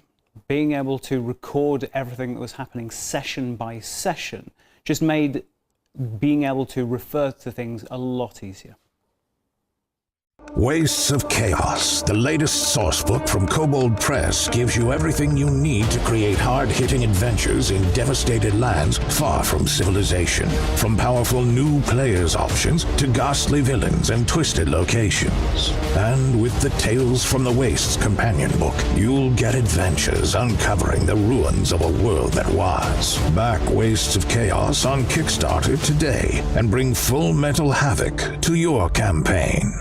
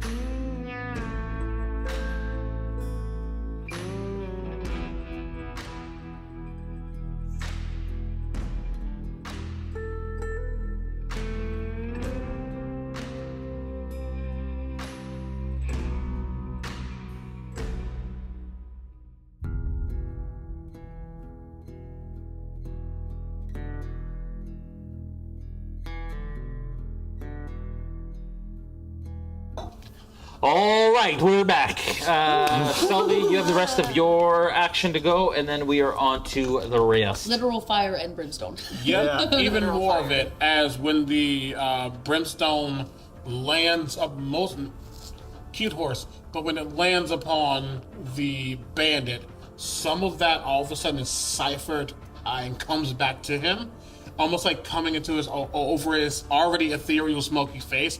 And I'm gonna use a meta magic sorcery to make that an enlightened spell. Ooh. When I cast a spell that targets a creature, you can spend 1 sorcery point to learn one of your target's resistances or immunities. He's talking about having many lives. I want to know if there's something if there's immunity or resistance that is helping with that. I don't know. He might not have any, but now I'm thinking about it. No. Okay. But I like the creativity of it. Another really cool spell from So give me a Arcana check. Ooh. Go, Sully, go. Mm-hmm. Crap. 13. I don't have anything in Arcana again. I don't. Okay. You don't get a sense that there's a specific resistance to any sort of damage or whatever, or even a condition. It's not like he's immune to being incapacitated or dead or anything like that. That said, you do get the sense that they have resistance to final death somehow. Okay. And you don't necessarily know what that means. Noted. That's my turn. Thank you. All right. I guess glare. Very helpful. Glare. Yeah. And that one in particular, not necessarily all of them. Yeah, of right? course. Because you asked the one that you just hit? Yeah. Okay. Yeah. You asked the one. Hey! Tell me a little bit about yourself, my friend. Exactly. Tell me what. All right. Okay. That was the Bandit Leader's time.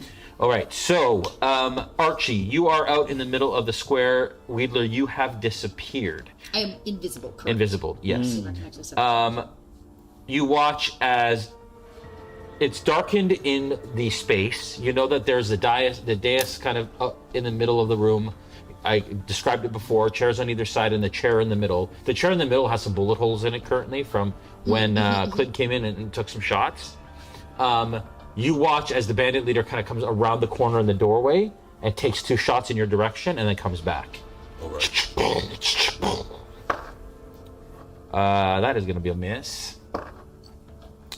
Does a 19 hit? It does. It does. That is going to be 8, 9, 10, 11 points of piercing damage. Wow. Are we rounding up or rounding down? Down. All right. I'll be nice in a gunpowder society. You're so kind, Jason. I know. Give it time. Give it time. Oh, Catie just gave you the worst stare. As you take 1 shot. So first one misses, second shot, and then he rolls around. Basically, and then comes back around and goes into cover to where you can't see him. All right. Out of sight. Shiv, you're up. Oh gosh. Okay. So he's over there. I'm going to follow the other direction for the other bandit horse that's on this side of the town hall. Which is this side? I'm not sure what you mean. So not the side that Sully is on. Yeah. Where the human bandit is. Okay. Oh, the half orc. The half orc. Okay. The half orc. Yeah. Okay. So I should be able to make it with my, because I also have I have the aggressive action, so I can use that to make up to 60 feet. So I'm going to. Is that always a bonus action? How many times can you do that? I can do. Oops. Let me read it again. Aggressive, as a bonus action, you can move up to your speed towards a hostile creature that you can see. Okay. So I'm going to. So I'm assuming that has he gone completely behind the house, or is he just up the alley? From where you are right now, where are you right now? You can't see him now at all, anyways. So he just disappeared past the house. Okay. You have no idea where he went past that. And there's no one else here, so I'm just going to go inside the house, and I will inside the town hall. Inside the town hall. Okay. So I should be able to make it in there. Oh, that's still too far. Yeah, that's 40 feet to the door. You could get to the window though and take a shot. It's still that would still be the window, like This one here. Which one? I just realized what I'm going Which window? The one to the right? Oh, to the right? That's like 38 feet? 35 feet? You can From do where- 30? I can do 30. So. You can still shoot through the window, though. Oh, if I can see, yeah. Well, if you I have aggressive too, right? You haven't moved yet. Yes, I haven't moved yet. Yeah, so you can do, as a bonus action, you can do aggressive. And it gives you an extra movement action? Yeah, that so you would have 60 feet to I work can go up with. to 60 feet using that bonus. Yeah. So you could get into the house if you wanted, or into the town hall if you wanted to get in. If I were to stop in 30 feet and then see through the window, would I be able to see that bandit halfling that's in the back? You don't know. You can absolutely try. All right, I'll do my movement first, and I'll look through the window. Sure. Can Okay. I see? Okay, so you go up. Give me a perception check, please. Just I'll wait. Yes. I don't know if it's like 8.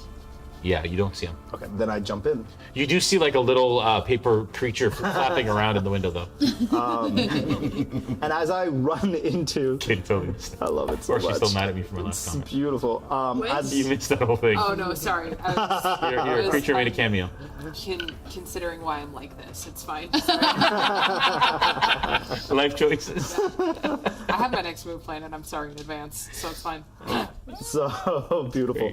So I go in using aggressive and make it inside. And as he's running in, you see Shiv toss the rifle back, and then from the left side of him, oh no, sorry, the right side of him, he pulls out a sword instead. Mm-hmm. So cool.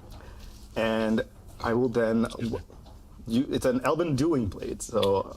The only thing though is if you're going to stow a weapon. That's an action. Yeah. So you'd have to drop it. Technically, you are a buccaneer, which means you have a dual wielding option, so he can use it with an offhand. Rifle though. Rifle's a two-handed weapon. Oh, yeah. Yeah. So. You're right. You're right. If it's a two-handed, it won't work. Oh yeah, then I'll drop it outside as I Okay, run so you- inside. Yeah, okay. right before. Oops, so sorry. Right before the door. I'm sorry. It's okay, we're good. Did we bump it too much? Did it move? No. It just shook. Okay. Great. Thumbs up, thumbs up. We're good. We're good. Shout out to Tech. Yo, Tech. Thank you. Julian. And then I drop it and then pull out the sword. Okay, so you're dropping it inside or outside? Outside. Okay. As I would imagine outside because I wouldn't think I would have it. Can you ping where you're dropping it just so I know? Right. About to get got. Well, how do I? Where I want it? Hold press. There we go. Right around there. Yeah. Okay. Just out in front of the door. I will put it right there. Is your rifle? Yay! And then I run in. So that is my movement and bonus action. So with my sword, I will attack the first bandit I see. Okay. So as you come in, you see that the bandit leader is further in, and he's crossing, like basically where the building, right here, where the building kind of does this. He's crossing across from here to here, and so he's like 10 feet diagonally from you. Oh, then I still would have with my aggressive. Then I still would have enough movement speed to because I can go up to 60. Sure. So I will make it up to the bandit leader. Yeah. And I will attack. You do see that the sheriff is on the dais, like steps, like unmoving. Okay. Currently. And you see the halfling around you, and you hear like a as you kind of just run into the building, and you see him at the window right beside you. Okay. Yeah. So I will still attack the bandit leader for a 14 to hit. That's a hit. Okay. And then that is 6 points of slashing damage. Okay, got it. So, yeah, I will go in and basically cut him from basically across the chest. Yeah. Okay. And he like again, you just rushing in took him off balance and or off guard. Off guard. Thank you. And you slash him across the chest. Okay. That is your turn? Yes. All right. The halfling turns towards you with his rifle. Racks it. Hang on.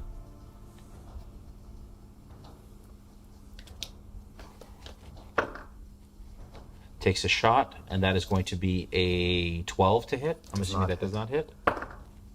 And that is also not going to hit. As he kind of like turns around, like almost like shocked, and takes 2 shots, and they ricochet off the back wall. Go ahead. Oh, I was just going to say like how I just kind of like kick up a table behind me, so that way I'm Well, I guess that wouldn't be. Yeah, there's no table there. Never mind. And then and then he crosses across the back, so he uses his full movement to go deeper into the area and takes like half cover behind the dais on the other side.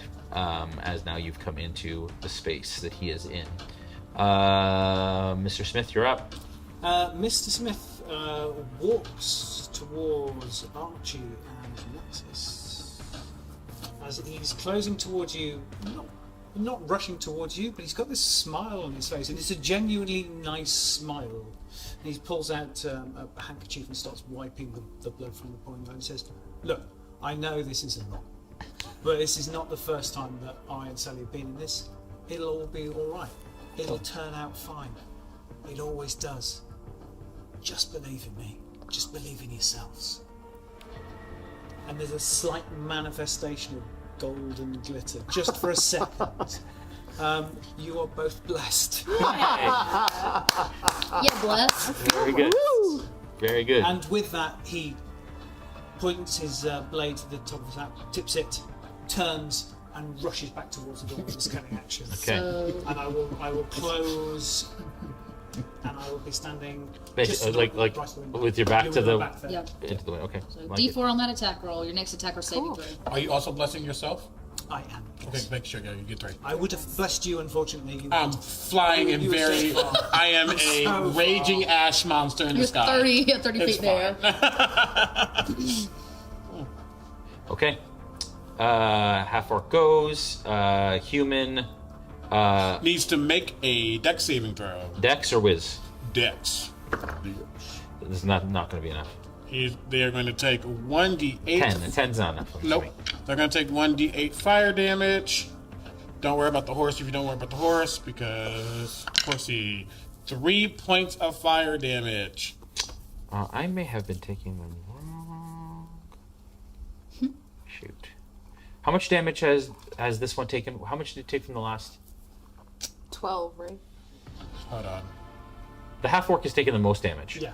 Okay. Correct. Human. Okay. Yeah, this is. Well, Because I'm you good. shot the I'm good. human once. I shot the human Yeah. once. That would have been 12. Yeah, I'm good. I'm good. Yeah. Okay. So. Okay. Then 3. Yeah. Okay.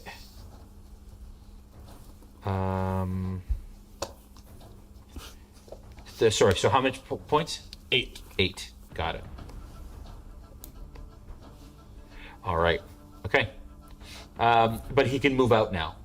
I mean, he can always move, but he can It's start. He can his start choice. the turn within. Yeah, he can start his turn. Yeah, that he started his turn. He does not want to do that again. Does the horse also, I'm assuming, take It does. that dex save? It passes, succeeds. Great. So it gets up and it starts to kind of like slowly but hurtfully run away. Yeah, just run, Mr. Horsey, just run. Yeah. Get out! So he stands up and he's going to back up to the back of the building. So he's going to go 5, 10 back to the corner, and he's going to fire 2 arrows in your direction, and then he's going to back behind the building, like out of view. Oh, because you're up, right? You're above. 30 Sorry. So he's going to. So you can see over the jail because the jail's lower. So he shoots 2 in the air, and then he backs up in behind the main building, so out of your sight, just because of the angle that you are. That's fine. Yeah. You gonna move. Well, I'm gonna do a lot more than that. Okay, first shot is dirty 20 to hit. That will.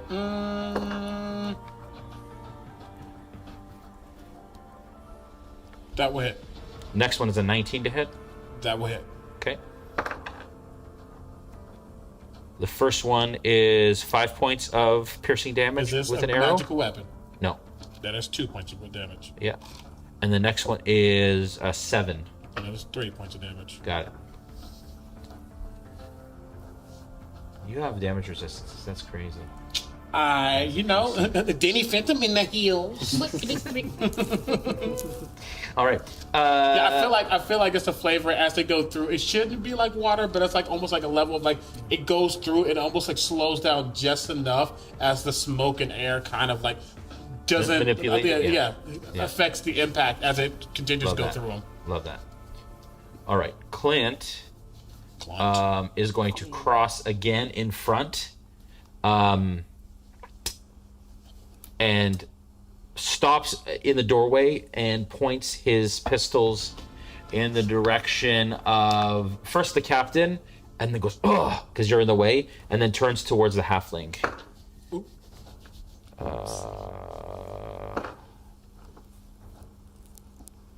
And both are misses, as off the dais, and he rolls back around to the other side.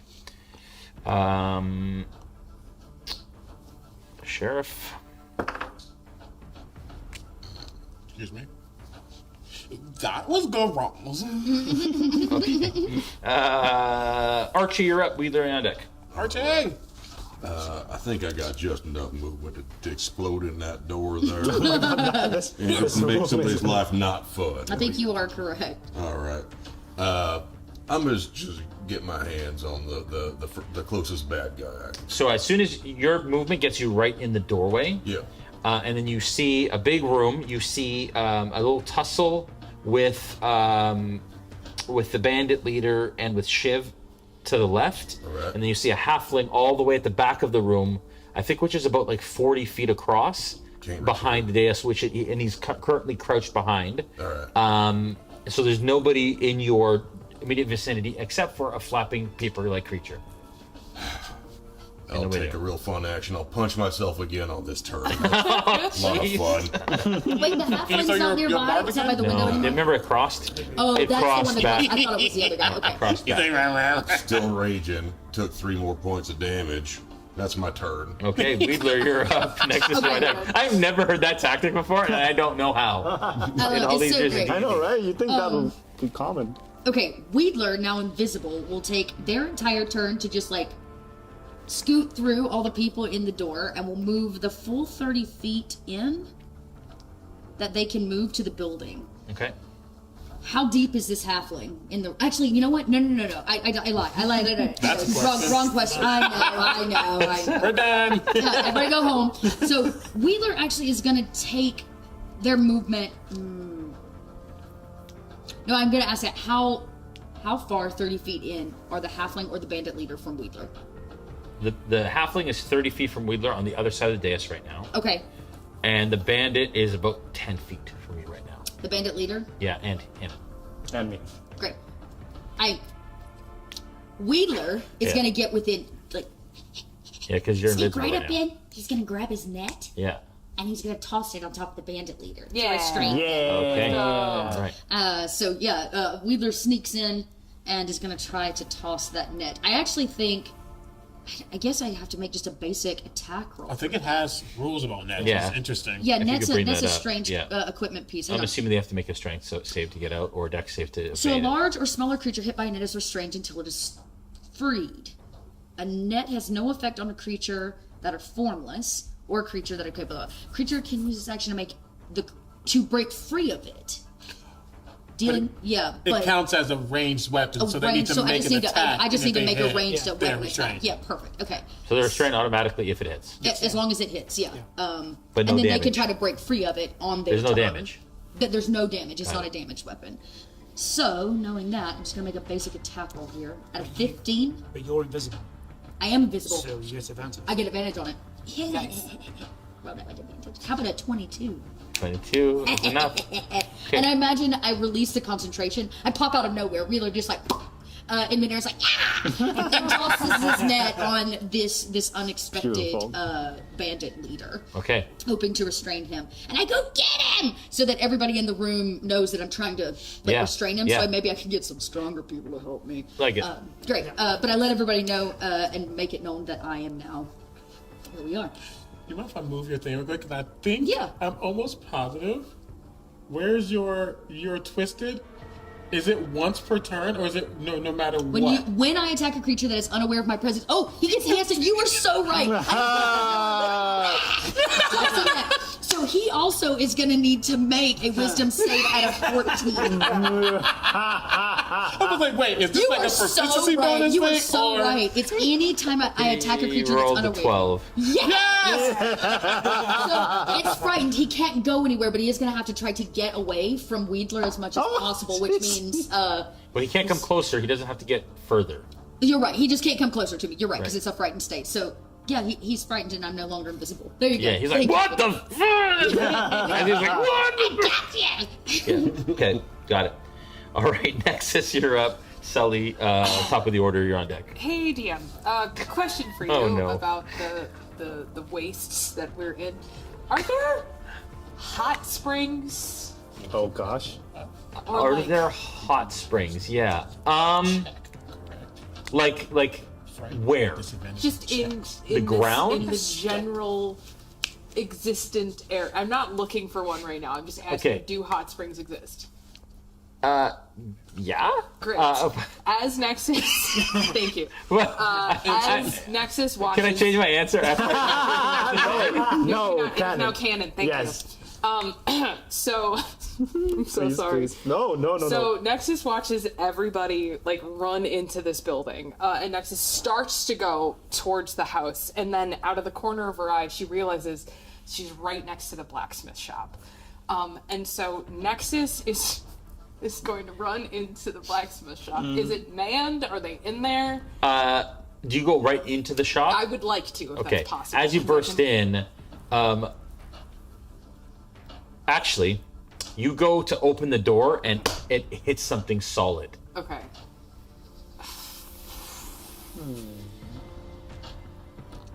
Can I just knock on the door? Yes, you Start punching yourself. That was for me.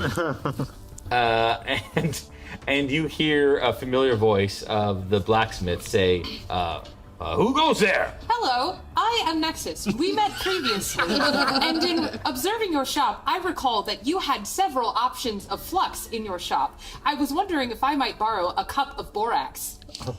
What? He says, This is an emergency situation. Expedient. Yeah, whatever. He says, Patch, move away. And I'll have to now wait until Patch's initiative order for Patch to move. Okay, got it. So you're looking for borax. You're hoping that works out. I love Nexus. Can't he just pass it through the window? But it's not his turn. It's on her. That's It's true, her that's turn in the true. initiative order. So I'll just have them go with. Okay, good. We'll figure it out. All right. Oh dear. Okay. Can you add them at initiative level 13, please? Yes, I can. I'm just going to add them. Yes, I can. Just put commoners as an initiative order. This is wild. I have to see what I can find. I just basically have to select anything and just make it happen. So yes, That's your entire turn. I would say yes. That took about 6 seems seconds. like that's- Sully. As this individual leaves my sight, it is like my face is featureless and yet still has features, but it is very clear a smile just came upon my face as I just float straight down, and as I touch the building, I go straight through it. Okay. And I'm intending to pop up on the other side of him. Okay, so you come through the window and you're in the second floor, and it looks like an office. So you're in the mayor's office up above, and then you go through the other side of the thing. I'm intending to pop out the other side. Yeah, that's about 30 feet. Puts you. If it be more than 30 feet, I won't do that. But if I can get through with 30 feet, I will. I don't know if I can. You can get your head out at 30 feet. Just my head? Yeah. Not an arm? Not a hand? Sure. Bet. Game it. This individual's right here. I just come through. They're still like 15 feet below you, but they're like this with the bow at the so side. I'm like above them. Yeah. Who even better? Yeah, I figured. My face comes through, and I just look down and go, "While you run it," and I shoot him directly in the head. Jesus. Called shot. Yes. Disadvantage. Whoa. Love it. You got it. You got it. Okay, that's either a 15 or a 15. Woo! Meets it, beats it. Yes! Burst. Yeah! There it is. One burst. 14 points of damage. Nice, dude. What does this called shot do? It just means that you got hit in the head. That's fine. Yes, 14 points of damage. Awesome. Okay. Well, yeah. Go ahead. 14, but as it hits, there is almost like the bullet, as it almost touches them, the bullet seemingly like implodes within itself. But it's like a bullet can't die, but metal can get so old that it just decrepit. Yes. This bullet takes that form as it impacts. As I use my life drain ability, when I hit with an attack, I'm going to do an extra amount of damage equal to my level, which is, what are we? 3. 3. So it's going to be 7 points of damage. 3 of that is necrotic. And I'm going to get temporary HP equal to that damage. Okay, so it takes an additional 3 points of damage. 3 points. Okay. And 17 then, right? Yeah, 17, and I'm going to get 3 temporary HP. Nice. As that energy siphons back into me. Okay. All right. I will say that the bullet goes kind of through kind of the back somewhere. You're not typically sure, and it explodes kind of out his cheek, and his kerchief or whatever comes down, and he looks up at you, and there's no mistaking this face.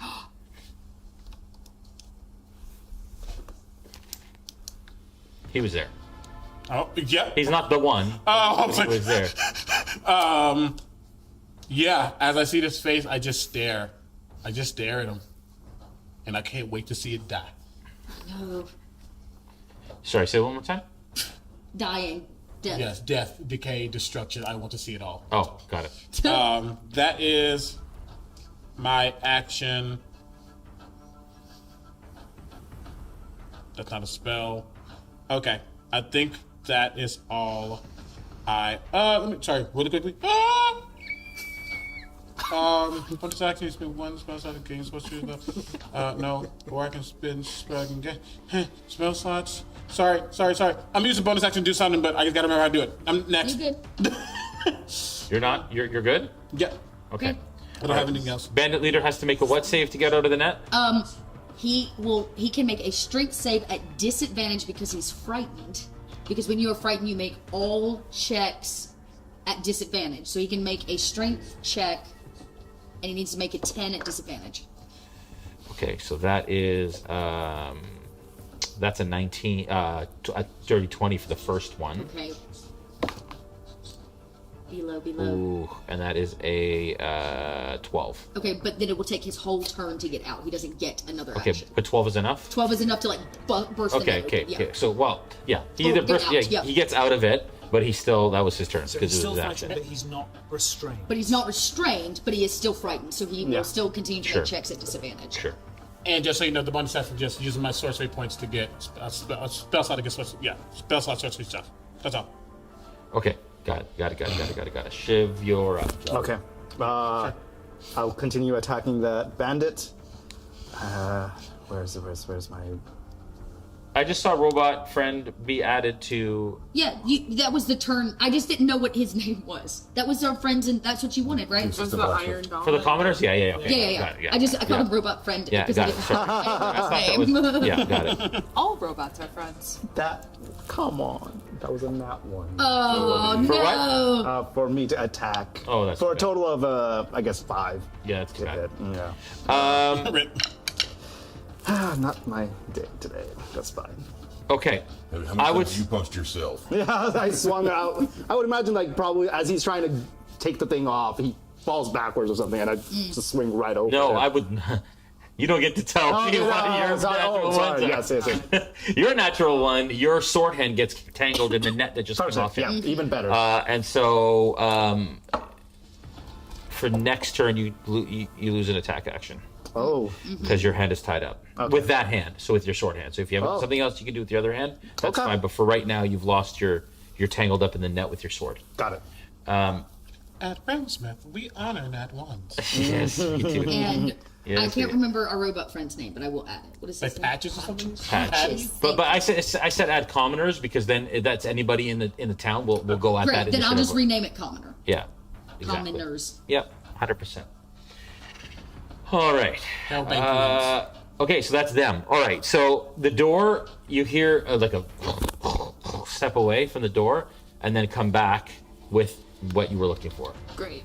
Nexus will grab it and say, "Thank you very much. I am appreciative for your assistance." And then Not your turn. So, but they have now given it to you. Okay. So now on your turn, you can act Okay. on it. Yeah. Well, I perfect. still say thank you. Yes, It's absolutely. polite. You can absolutely. This topic Say is a thank free you. action. Also crying. Also crying. Also crying. Politeness is a free action. This is a free action. The one that I'm Okay, so everybody is in. All those folks are in the house. Very hard to see all those folks. Yeah, I was gonna try to. Yeah, it is jumble. now officially the Bandit Halfling's turn. Okay. About to have merch. Oh, dude. Googling. Right. Okay. Cool. I would like to cool. ask a quick question. Yeah. How when the not to like remake you think before the human like went behind the house and he was like just walking behind, how close was he to the town hall? When I cast Brimstone, how close was he to the town hall? 10 feet. Me too. Do you think the edge of the town hall is starting to catch fire because there's brimstone next to it? Possibly. Okay, just want to ask that out loud. Continue. Does it say that it puts? It says there anything within objects 15 feet. I mean, well, it doesn't say. It does takes specifically. damage or is on fire? Because that's It takes fire damage. It doesn't necessarily it takes fire. I'm just sure. flavoring the spell. I don't know. I'm Sure. just like, there's a brimstone next to it. You can do what you will. Yep. Yeah, I would absolutely say there is smoke rising from that area. Mm-hmm. Whether or not it stays lit or not is to be determined. Okay. All right. Halfling is going to take. Are there any rules? And I remember reviewing this, but I can't remember offhand. For the gunslinger stuff for Kobold Press for reloading, like what are the rules for? Yes, there are, and I will give them to you and pull them up for everybody at home. Shout out to Kobo Press. Boo, boo, boo, boo, boo. Let me pull up the book. So for gear rules, gunpowder, there are a few optionals, and there are, I believe it takes okay, here we go. Misfire, optional gunpowder rules include a misfire, special training, wet ammunition. I know that there is a proficiency, loading a firearm. Early firearms use paper cartridges, paper cylinders, blah, blah, blah, blah. To load a firearm, the wielder opens the paper cartridge, pours the gunpowder in the end of the barrel, followed by the ball and paper. The rod is used to ram. Hit or miss ammunition. So it doesn't have any hard rules, but it's going to take them a minute to reload, unless it is like a revolver. I would like to say it is an action for me to reload, but I have a special thing to make it a bonus action. So it is normally an action. It's just a For full a revolver? action. For firearms. Firearm. Okay, so I'm going to say in this case it's an action for him to reload. It's a repeater. Okay. So he loads Loads real quick. 6 back into it, and now he can shoot 6 again in a row. Okay, so he's taking his action to load, but he takes full cover behind the dais. So he crouches right behind it, and he's loading for this action at the back of the room. Mr. Smith, you're up. Do you run flanking rules, Dean? I don't. Okay. So I've got the wall behind my back, turn, rush in, realise that you have got your sort of sword arm cut caught, but at least are able to potentially sock him with the other hand. And I will try and drive the poignard into the bandit leader. Okay. So Nice. no advantage Not on for my flanking. attack, but I will get my sneak attack if I hit. Yes. Okay, here's what I'm going to do. That is an 18 to hit. That's a hit. Yes. Sheriff's all tied up. Nice. 4, 8, 12, 16 points of damage. Ooh, that is for the captain. Yes, it is. Okay. And because I was so close, because he's only like 10 foot into the room, I will disengage as a free action and run back outside. Okay. Beautiful. He's starting to show some damage as well. Great. Like that. All of them but the halfling are It's okay, I'm coming for him too. clearly damaged. Okay. All right. Half-orc. Who now? The back door of the town hall busts open, and he, off the corner, takes 2 shots into the room. Oh no. I mean, us, he's got on multiple targets, but We'll see. He is if he going wants to shoot his shoot. mates, otherwise it's just you, I'm afraid, Shiv. Shiv is on the left there. Halfling's there. Archie is the biggest target in the room. Oh, no.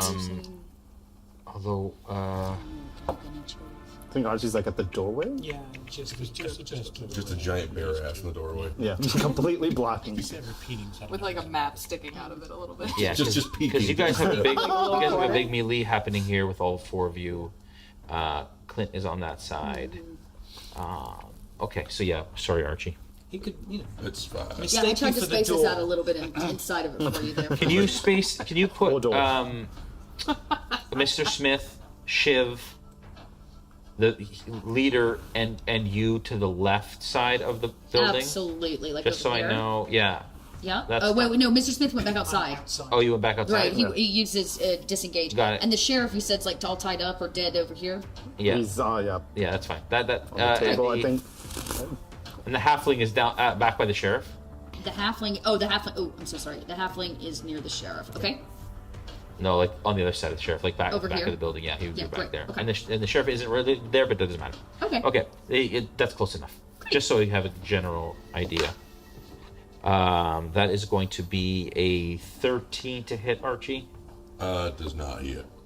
That I is like going to think it does hit. I just don't care. Yeah, that's going to that's going to be a 17. 17. If if it meets, it beats. Okay, all right. Oh, that is 13 points. Okay. Of piercing damage. That was full damage. No worries. On a rifle shot.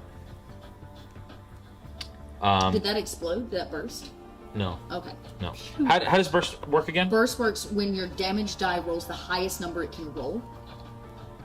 You roll again. That would have bursted. Yeah, do it.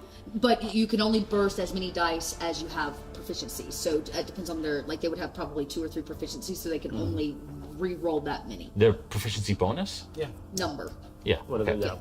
yeah. So it's 2. So, they can burst 2 of the 6 die that you have. So if they rolled 3 6s, you can only burst 2 of them. But you have to get the 6 first. Yes. Enough 6s to be able to roll equal to the proficiency or whatever. Yeah. How many 6s did you get on that damage? Like you rolled how much damage?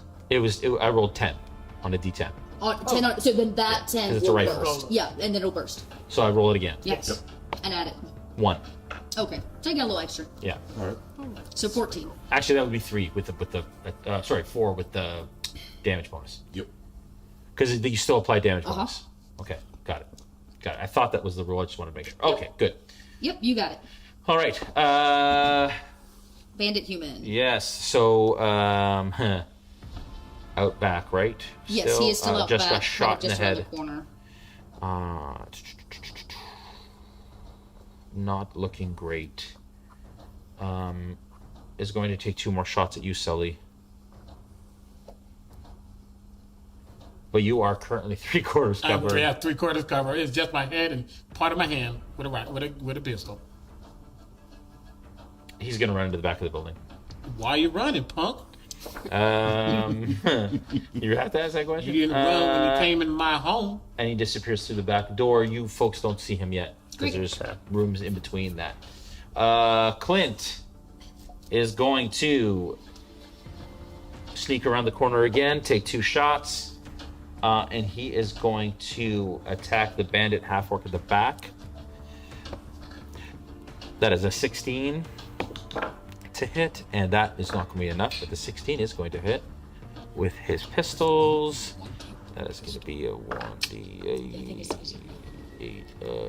That is going to be, that's wow, maximum damage. So maximum damage bursts every time? Yes. Wow. Well done, Clint. Yay! Yeah, Clint. Yeah, Clint. 14 points of piercing damage on that half-orc. Try half-orc. Please. Because I've snap attacking. And you see it kind of like, and he still has the rifle up. But he's starting to you can hear that breathing, wheezing. Mm-hmm. All right, sheriff. Yes, it is the sheriff's turn. Got it. Archie. Oh no, yeah. Archie, you're up. Archie's up. All right. And Wedler on deck. And Archie is just livid right now. And as you can see, he keeps on smacking himself. He's getting more and more frustrated as all this cool shit keeps happening. And he just can't quite reach it. And as he gets more and more angry, you just see these bony protrusions getting longer and longer. Maybe his lower tusks are starting to get just a little longer. And he's finally able to get a paw or two on, I'm thinking, this human bandit leader. Okay. And he's going to... I'd like to switch up my bonus action and action just thematically. It ain't going to affect anything mechanically. Okay.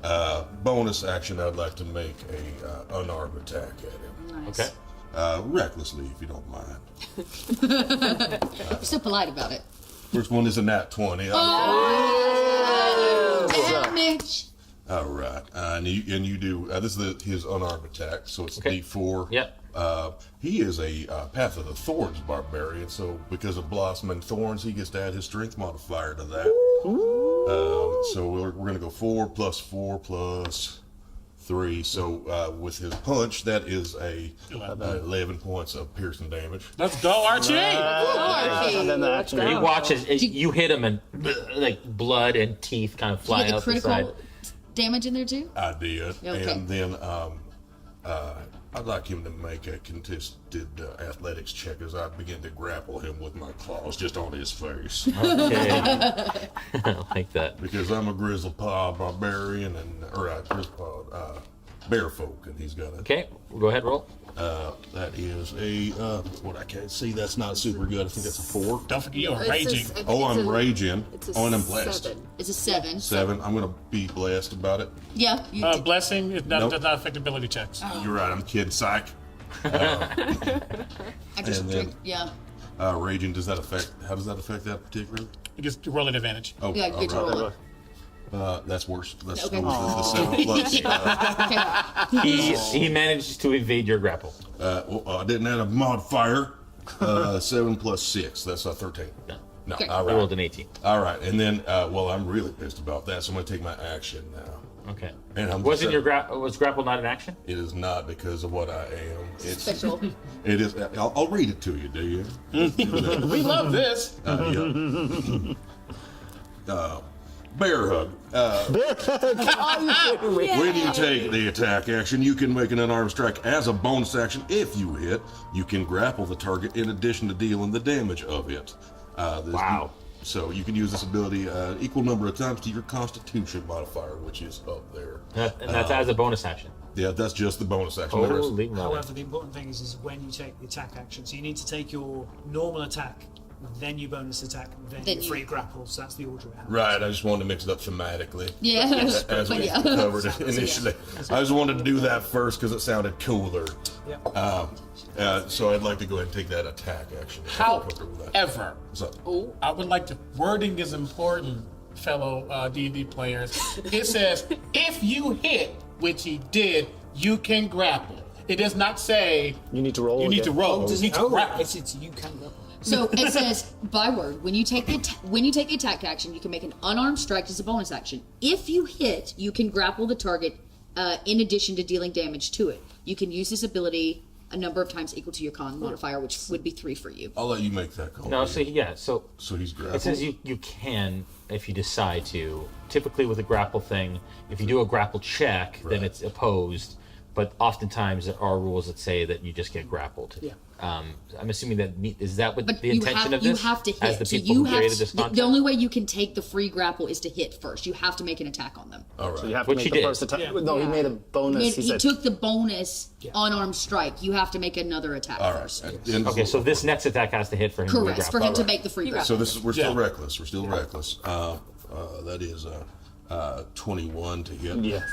And then let me see if I can get a natural 20 on. No, we'll stick with the 20. Okay, fair enough. That hits. And then we'll go up. Where's the D6? I made too many pretty structures. Yeah. Did you check that? 4 that plus is 6 okay. plus 2. 4. That is 10 additional points of piercing damage as I sink my teeth right into his jugular. Woo! Kind of beat him against the wall with my head a little bit. He's not a cake. So in all, 20. Is that 20 points? You did 11. Dang. And then 21. And 10, so 21. And I think I still got a little movement left. You do. You grappled him. Okay.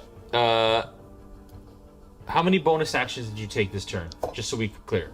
Just the one. You took one bonus action, one attack, and the attack action is what caused the grapple. Correct. Okay. Sorry, that's confusing. No. There's Just cool I think synchronicity with the just- subclass and subrace. As a clarification, the attack allows him to use the So, bonus. okay. The bonus is what allowed him to grapple. Yes. But he had to have made that attack first. We did it out of order. Yes. Next time you would make the attack, then you would choose to take the bonus action. If the bonus action hits, you get the grapple. We kind of did it out of order this time, but that is how it works. Yes. Yeah. Okay. I was just trying to be thematic. No, I know. like It's it. all I good. like it. Yeah, I like it. and you warned us ahead of time, so that's Yeah, fine. yeah. As long as you took one action, one bonus action, we're good. Yeah, we're good. I But believe for I future still have some movement players. if you're good with it. Yeah. Although the attack you just made, didn't you say you attacked with your bonus action as well? Yeah. Because the bonus action is the grapple, correct? No, it is an Got unarmed it. strike as a Okay, bonus action. just clarifying. Yep. Got it. Got it. No worries. Got it. It's good to learn. This. Got it. Grapple is just a bonus feature to that bonus attack. Yes, Got sir. it. I believe I still got movement. Are you comfortable with that, Dio? Yes. All right. Except that you need to tell me how you take down this.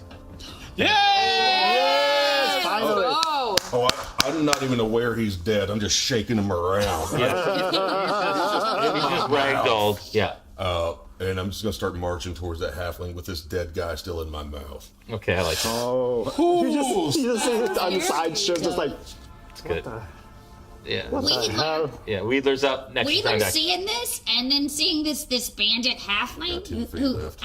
Wheeler pulls out his bolus and and slings it to try to hit his feet. He's not going anywhere. Hopefully. Anywhere. Okay, so that's gonna come off. I need to address this, and then I can make the attack. Incorrect. That was wrong. Dot. That is correct. All right. I guess You that just works taught like me something. this. Oh my gosh. Yeah, so this works like this. I just make a regular ranged attack. Here we go. At a 15. That is a hit. Great. So this is Which one are you attacking? the bandit halfling Yeah, in that the is back. near the sheriff. Sorry, that is not a hit because they're on behind cover. Oh, And well actually, then I can't throw this anyways. yeah, and I said they were way behind. Can, like they, who can I see other than the dead man and Archie's half jaws? orc.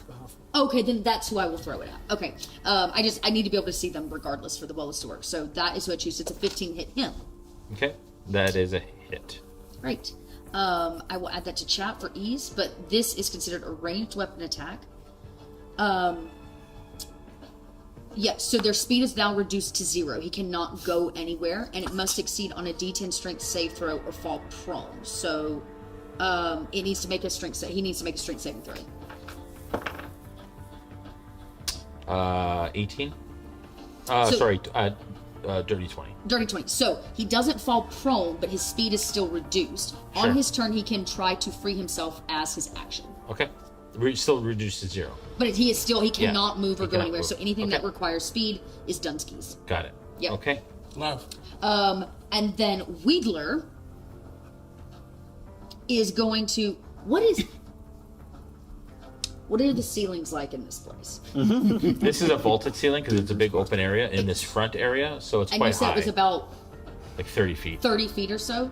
Okay, that's all I need to know. I can't do anything else, but Wheedler needs to know that. So Wheedler is going to cross and attempt to get. It's like this, actually.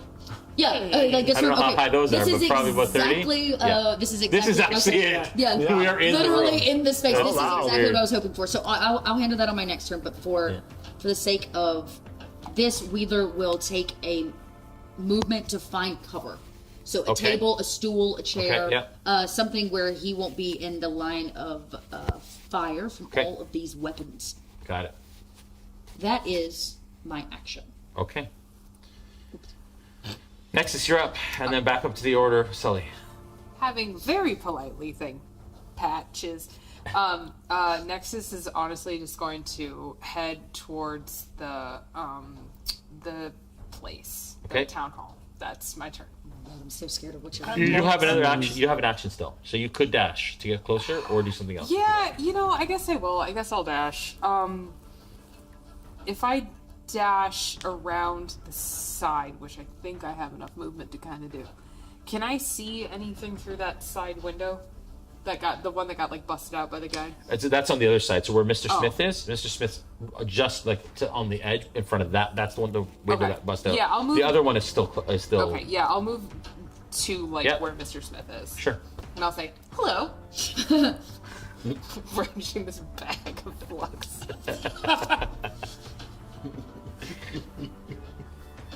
Where is your massive shiny crossbow? She just points to her back. Said, I had a better idea. Let's see how it pans out. All right. Bandit Leader no longer has a turn. Actually, yes, it does. It's I should be. Oh, sorry. Go ahead.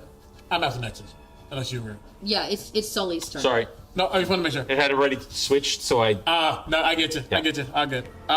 You said the human went inside, correct? Yes. I'm going to float straight down. Okay. Not straight down, but go back in and see if I can find where he's at. You all watch as Sully comes through the roof of the back, because it's vaulted like this, and then it comes down just like this, and there's a room there. So he comes down through here, and you're in that space at the back of this room, right above the halfling. Okay. Do I see the human? Not yet. Can I tell which way they went? They're somewhere in the back area of the house that you didn't get to because you came straight down. If you had gone diagonal, then you would have been to where they That's fair. are. I am intending to find where they went. I was where they went. I was intending to go where. I thought he went straight inside. No, You're saying he ducked in. He went over and then. Oh, so I didn't hit the order first. That's my fault. Yeah. That's fine. Yeah. If I do not see them, I'm not using my entire movement. If I do not see them as I breach through, Yeah. then I'm going to go into the area where I saw. I'm only looking for the human. Perception. That was bad. That's a 3. No, sorry, 3 plus. That's a 6. I'm gonna say that as you come down, you get a little disoriented because there's like wood and like all around you. You're not able to see past into anything, so you start to lose your bearings a little bit, and kind of lose track of where you are in the walls and in the like space of where you are. So am I stuck in the wall? No. Oh. You've lost your bearings. That's fine. Then I'll of direction. Then if I appear in the room and I don't see him, there is a as I open my mouth, it should be a scream, but again, it sounds like a raging fire. See the halflings associated with this human. Deal with him now. Some of the smoke comes off of me and rushes around the eyes. Bonus action, puff of smoke. Please make a dex save. Okay. Halfling. Fail. Great. They are blinded. Gun immediately goes down. Action, shoot. Okay. At advantage because they are blinded. That is a 22 to hit. That hits. That is 5 points of piercing damage. That was got it. Low damage.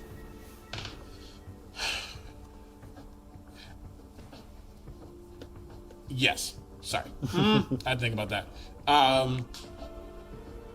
Flavor-wise, it's not going to matter because I'm kind of doing back and forth. But this gun, as I shoot, this gun begins to go down as the what's this called? Mage hand goes to start grabbing the other pistol. That's me. Okay, got it. The leader. And I just want you to know, I can draw and stow pistols for free on my turn. You can what, sorry? I can draw and stow my pistols for free on my turn with my mage hands. Okay, cool. Yep. You are carrying this bandit leader kind of in your teeth as you're going across, and he begins to dissipate and turns into almost like ash, kind of like the snapping, and then leaves. Like in your he teeth. turns into leaves, or he like leaves, gone. Okay. He disappears. He disappears. He dissipates. Colors of the Out of He existence. like a tree. Got it. Yeah. Yeah. Sorry. No, it's all good. All right, he's gone. He's gone. Shiv, you're up. All right. And I'm still tangled up in the net. You haven't missed your turn yet, right? So Yes, correct. So so you can't use that for an action. You can use anything else, but you can't use that sword or arm as an action. would I be able to let go of the sword and take You out? Or can my try arm is- and remove yourself with a strength check for this turn, but there's no point because it's going to be gone anyways next turn. Got it. So instead, then, while he's holding on to the sword tangled up in the net, you see him reach into his trench coat and pull out a hand axe. Yeah. And he then will take that, dragging this behind him, up to the bandit half-orc that's in front, right there. Yep. It makes it over here. Yep. And I will use my attack and bonus action to hit him. And his speed is at 0 because he's restrained, so we Yes. get advantage on that attack, Okay, right? Isn't that how that works? I don't know if you get an advantage on a restrained creature. He can't- your but speed he is can't- he 0. can't move. He's not restrained, but his speed is just 0. A restrained creature's speed becomes 0, and it can't benefit from any bonus. It's Yeah, and attack rolls against the creature have advantage, and the Okay, creature's there you attack go. rolls have disadvantage. Yeah. My apologies. The bola is what's around the half-orc, correct? Yeah. Yes, feet. He failed. He did not Fall prone. But okay, sorry. But he is He's still restrained, Sorry, yeah. I didn't know the wording restrained to that. That's my Yeah, fault. yeah, yeah. Okay, continue. Perfect. So my this is a little bit of attack. Ooh, thank God for advantage. This is what I'm like. Wedler can just. Are you kidding me? Restrain. Come on, man. So for my action, I only get an 8. Okay. Yeah. That's a miss. That's a miss. Yeah. As he parries it with the rifle, as you come across. This goddess did not like you coming in. No, today is not my day. We're It's gonna fine. die. It's fine. Oh, it's happening. Fuck you. See, you need a new die. Put it in danger. That's it. That's the whole series. I'm so sorry. I'm so sorry. Oh, I'm so sorry. I am sorry. Forget this. That I missed both, and you know what? Missed both attacks.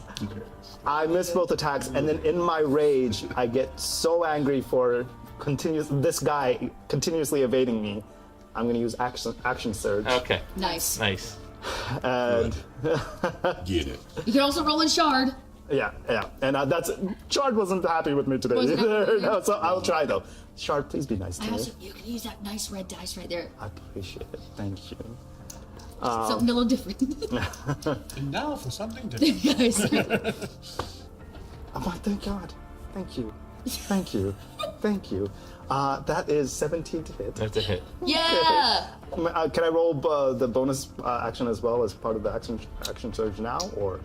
He's still restrained. You've still got advantage. Oh. So you might roll a crit. Yeah, you could roll a crit. Fair point. Oh, so close. 19 to hit. So. Yeah, it's a hit. Still. But so much better. You do not get another bonus action. No. It says on your turn you can take one additional action on top of your regular action, and a possible bonus action. So 2 actions and your regular bonus action. Because a bonus action, you only ever get 1 bonus action. It's saying you can get a second action. Okay, just a second action. Then I will go ahead and roll to attack for that for 3 points of damage. Okay, got it. It's better than Better than nothing. Could be worse. It was much worse. Do we have any Thank God commoners? for action surge. No. Okay. I will remove them.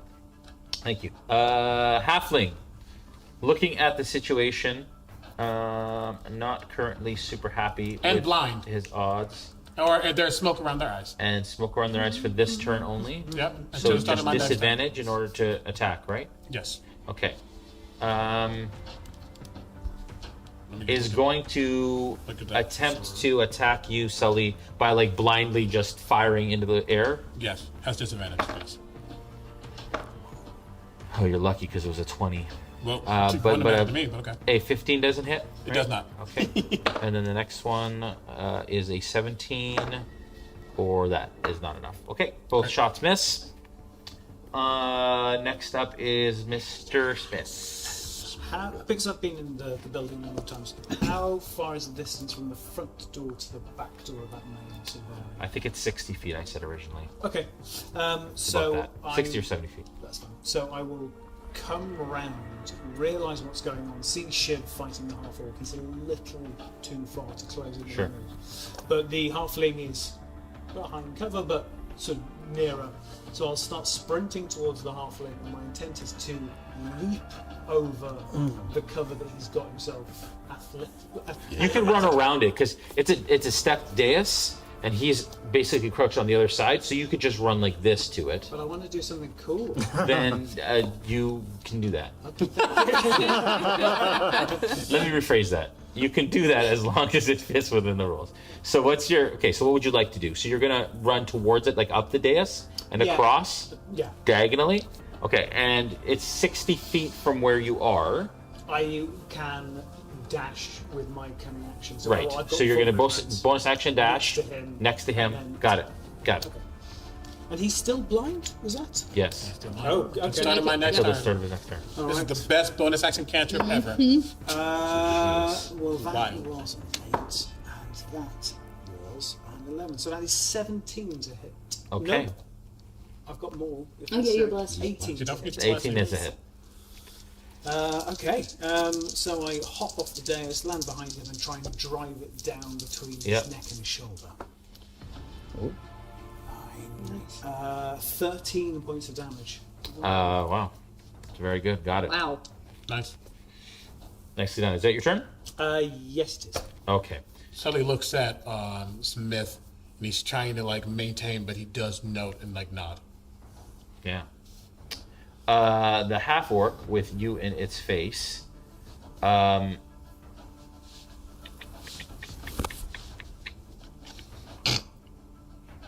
Is going to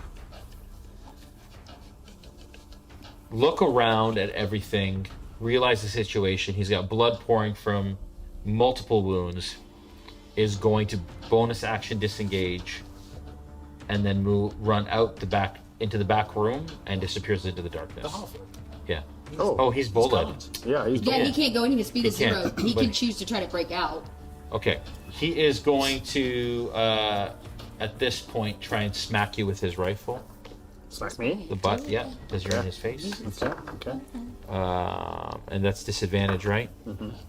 That's going to be a 14. I'm assuming that does not hit. Okay. He does have 2 attacks. That is going to be a 15? Nope. Okay. Both of them miss, as he's like obviously not in a good place right now at all in his life and debating his life choices. One thing I can say is I've not hit much, but I've not been hit. So. Good job of that. Yeah. All right. At this point, Clint runs into the town hall and over to the sheriff. The second bandit human didn't take his turn. Oh yeah, he has not yet.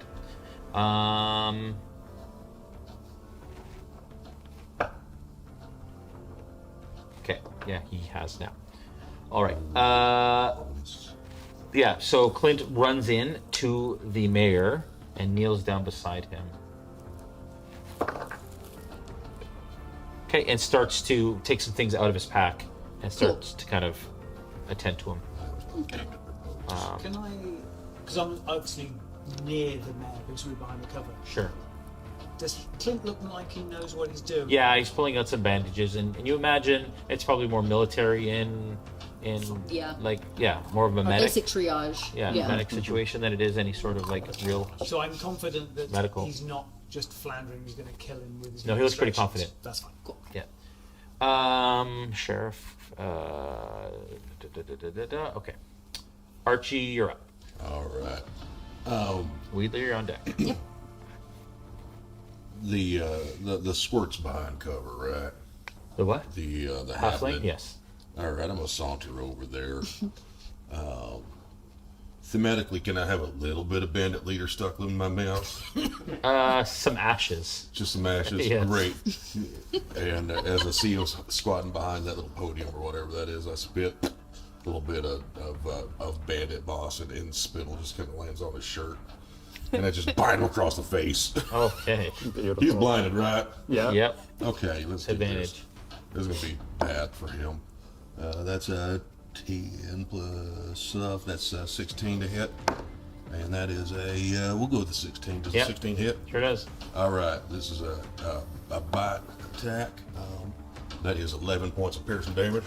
Okay, got it. All right. While I've got my jaws clamped down on the top of his head, I'm going to give him one of the ribs. Yes. 4, nope. And a nat 1. We'll say that don't hit. Okay. All right. Unless he's got a 10. No, he does not. No. You have a D4 to hit as well. Oh, a D4. Well, You're it's still true. blessed. I'm still blessed. Oh, nice. 14 to hit? No. Nope. All right. So close. So Max, close. thank you. Wedler, you're up. Nexus, you're on deck. All right. Wedler, having almost completely emptied out all their weapons, the only thing they have left is their light pickaxe on their back.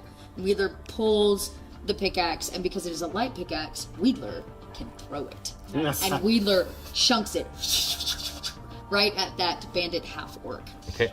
That is the goal anyways. So, this is going to be different because it adds my dex because it is a thrown weapon. So, oh, and I get advantage because he's still restrained, didn't he? Yeah, hot damn. Plus a 4. Nat 20! Yeah, let's go. Nat 20. Okay, so I'll do a D4. Oh yeah. Okay, so 4 and 1 is 5 plus the critical is 8. 8 points of damage as the pickaxe. I believe you said, what was the critical rule that you mentioned? Oh yeah, full damage on the first die. Roll a second. Oh, okay. So that I roll. Okay, so that'd be 1. So it'd be a full 4. So 4 and 1 is 5 plus another 4. 4 because that's what I rolled the first time. So 9 total. Okay. So as you're kind of tussling with it, you hear a chunk sound, and the front of a pickaxe comes through the eye in front of you, and like because it's bullet on the feet, just tumbles like timber onto the ground and smacks the ground. with orc blood that just like across your face. as Wedler does that, and as it tips over, you see Wedler standing behind. And like as you scream out and go, Wheeler's hyped, man. He's totally hyped. Get rid of that guy. Got it. Next, you're up. Unless you want to move or anything. I will because I need to get my pickaxe. So Okay. I move over and remove it from his head. Okay, got it. The halfling. Yeah. If Nexus were to rush in, is he within? Not within distance? 30, so 10, 20, 30 would put you probably about 20 feet from the halfling. Okay. Do you need to get right beside it?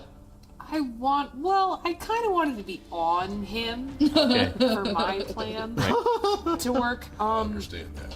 Okay. I really want your plan to work. Yeah, I would like it to work. Mind you, if you were to...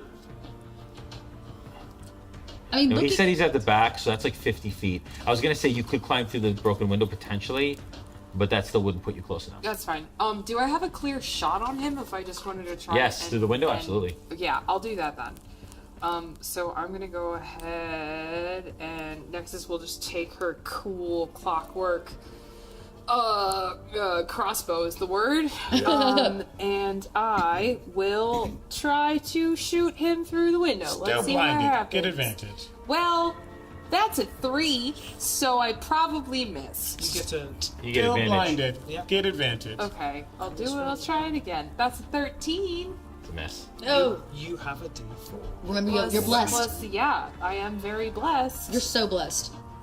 D4 blessed. I am now. That would make it a 15. That hits. Yeah. All right. And that's gonna that's gonna do 8 piercing damage. Okay. Got it.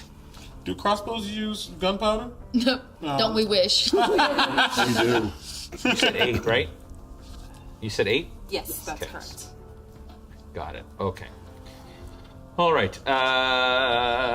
Back up to the top of the order, Sully. Have I heard any movement? From the back room? No. Perception check, actually. 15. Yes, you hear some heavy breathing from the back. I go directly towards it, breathing through the wall. Okay. You come through the wall, and as soon as you come through, you see him crouched, and he's currently like bandaging his arm. In that room. No, you don't.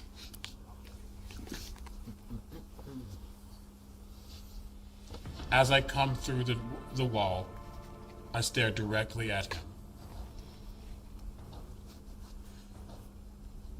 I would love to kill you. I would love to see you in the ground like you attempted to put me in. And I would love to see done to you what you did to me in my town.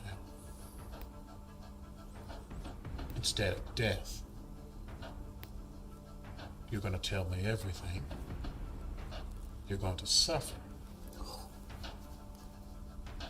And then the sulfur that runs within me will make the decision whether you live or die. And I'm going to point blank as I puff of smoke because I want to blind him. With my bonus action, whether it goes through or not, I'm going to point blank hit him. It goes through. Ooh, that's even better. I'm going to aim down at a vital organ. Yeah. That's not going to kill him yet. Yeah. Okay. Not the lung. Medicine check. Love that. 18 on the die makes that a 19. You figured like there's an artery in the leg that would slow bleed, but die. Like death wound, but it'll take minutes, not seconds. Great. Blinded. Advantage shot on him. Point blank disadvantage. Huh? Point blank disadvantage. You're correct. So it's just I'm just gonna roll it over. Just regular.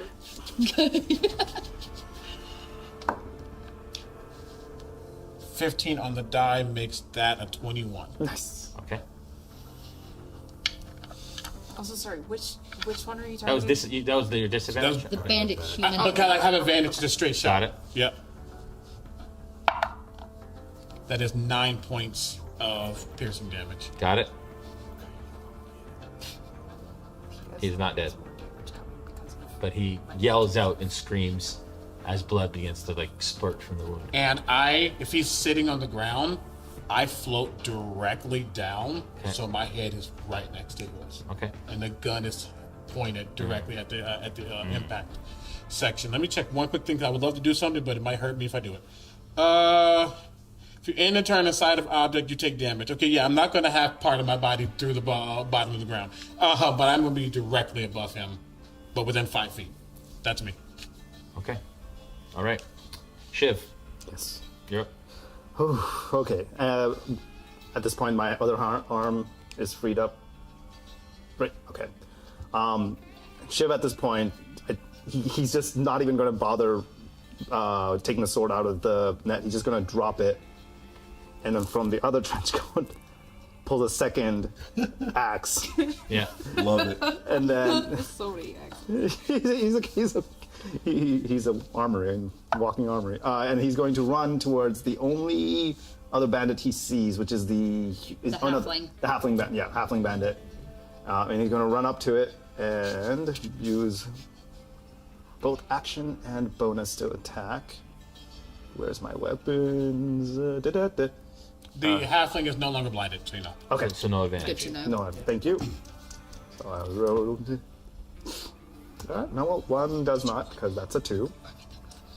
So for the bonus, that was a 6 and a 5. Yes. You are not doing well. You've still got that half-orc's blood in your eyes, and so you're just having a hard time finding purchase. Oh, that god cursed him. Yeah. God cursed you. It happens. It Yes. happens. Yes. Peace. Yes. Peace. Yeah, that's what happens when you offer gold to a deity. I love that narrative. Is that your turn? Well, I don't think I can do anything else at this point. Great. Okay. That's it. That's Okay, it. all right. That's Bandit halfling. Okay, so the halfling now is no longer blinded, is surrounded. It's true. Very much so. One by a giant bear. And you watch as it like puts its hands up and looks at all of you and goes, and you watch as one of its teeth opens up and bites down and starts to froth and then turns into ash and disappears. Oh man. Coward. Bye bye halfling. That's fine. Does that mean we're out of combat? No, we still have one Oh, guy. we got that bandit human. That's right. But it is Smith's turn. Yes.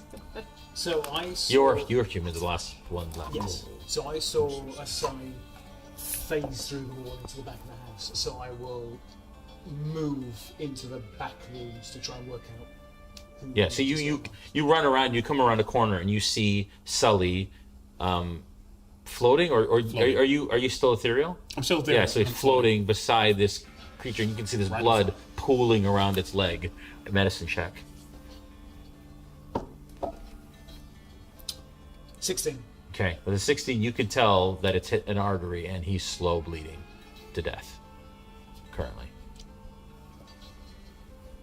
Okay.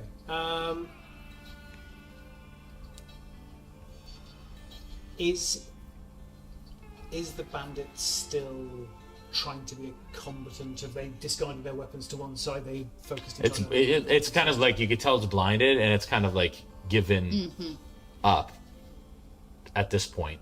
Tears kind of going down its face with blood mixed in, and Okay. I will, using my cunning action if necessary to close the distance, I will get up to kicking his gun away. yeah, bow. Oh, bow. Yeah, so just on the ground, yeah. scooting Yeah. it so it's just anti-wrench. Sure. Kneel down and see the wound pumping as he's putting hands on, and I just go, that doesn't look as bad as you think it is. And I put my hand onto the wound and press. Take my hand away and go, look, it stopped bleeding. Okay. As he heals 7 points plus as many points as he has hit points. You just notice the air around me get very hot. Okay. So you heal him for how much, sorry? 7 points plus however many points he has in the hit dice. Like the full amount? No, as in like if he's a hit 3 hit dice? dice creature, he gets an extra 3. Right. Sorry, that's from a different ability. My bad. He gets 7 points. Flat, yeah. I was reading a separate 7 back. 7 back. Okay. Yeah. Because I'm looking to just stop him from completely bleeding out because we want to talk to him. Okay. Got it. And as I do that, I will look up at Sully and go, we could do with talking to at least one. It is his turn. Okay, that's your turn.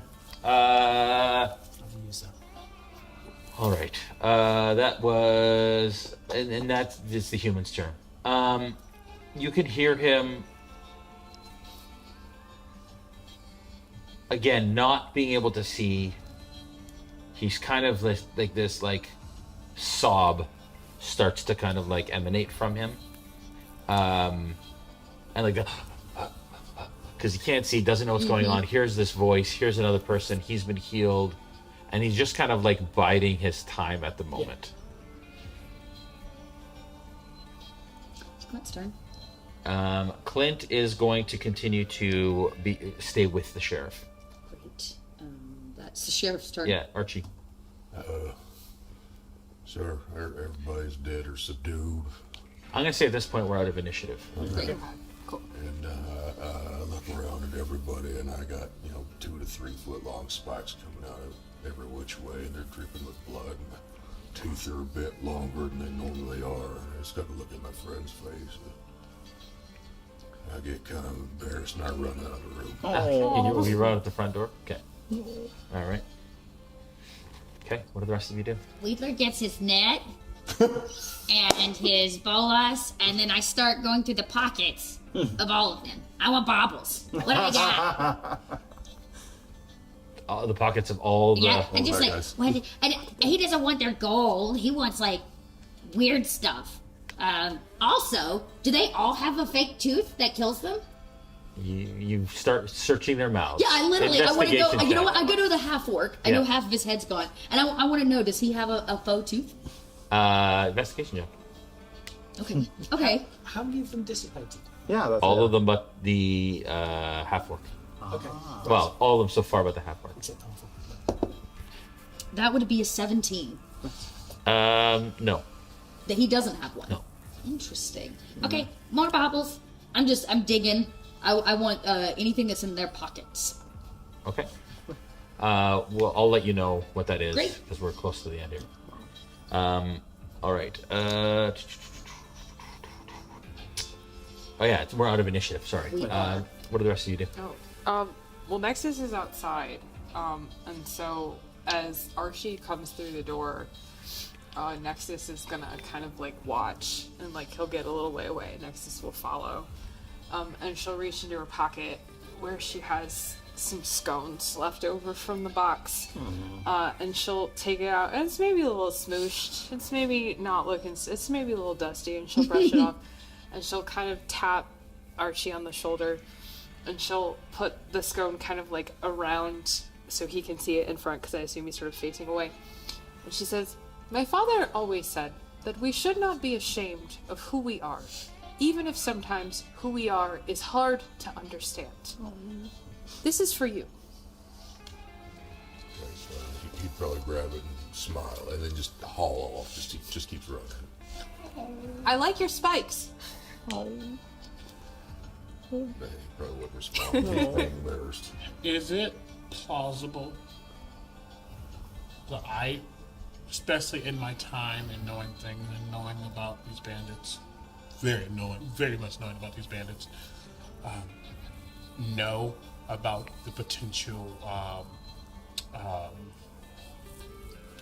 out that they could potentially have in their mouth? No. Okay. At this point, I think Shiv, frustratingly, as he's walking, he's like hitting the axe against things he can hit for once. And he's walking out, he's collecting all of his things that he's dropped, so his sword inside the house. He walks out, picks up his rifle, and then makes his way to the back, where he sees the bandit and everybody else. We are inside the house. I thought it was on the back. We're in the back room. Side of the room. Oh, okay, sorry, I thought it was behind. Okay. So yeah, so he'll make close to the back, and he sees now the bandit on the floor. Are you still kind of in the ethereal ghost form? Okay. And as he looks at the bandit and looks at you, he takes his rifle back out, and instead of pointing it at the bandit, he points it at Sully, and he goes, "All right, Sheriff Sully, or perhaps I need to call you Half-Face. Talk." That is where we're in the session for the evening. What? Very good. All right, y'all. Thank you for watching. That was episode 3. Episode 4 coming next week. Again, tonight for our patrons, you will get the after show early access. If you want to watch our after shows early the night after the episode, join our Patreon and you'll be able to do that. And then on Sunday, it will be released to the public, and then following Wednesday, all that wonderful stuff. You have a wonderful night. Again, if you liked what you saw today, consider sharing and consider liking and all of that fun stuff that you do on these platforms. And check out the Kickstarter, Waste of Chaos. Just look up Kobold Press or Waste of Chaos and you will find it. It is awesome. Obviously, all these incredible, crazy rules that are really, really amazing. Love you all. Take care of yourselves. Take care of each other. Love you. Bye. Bye.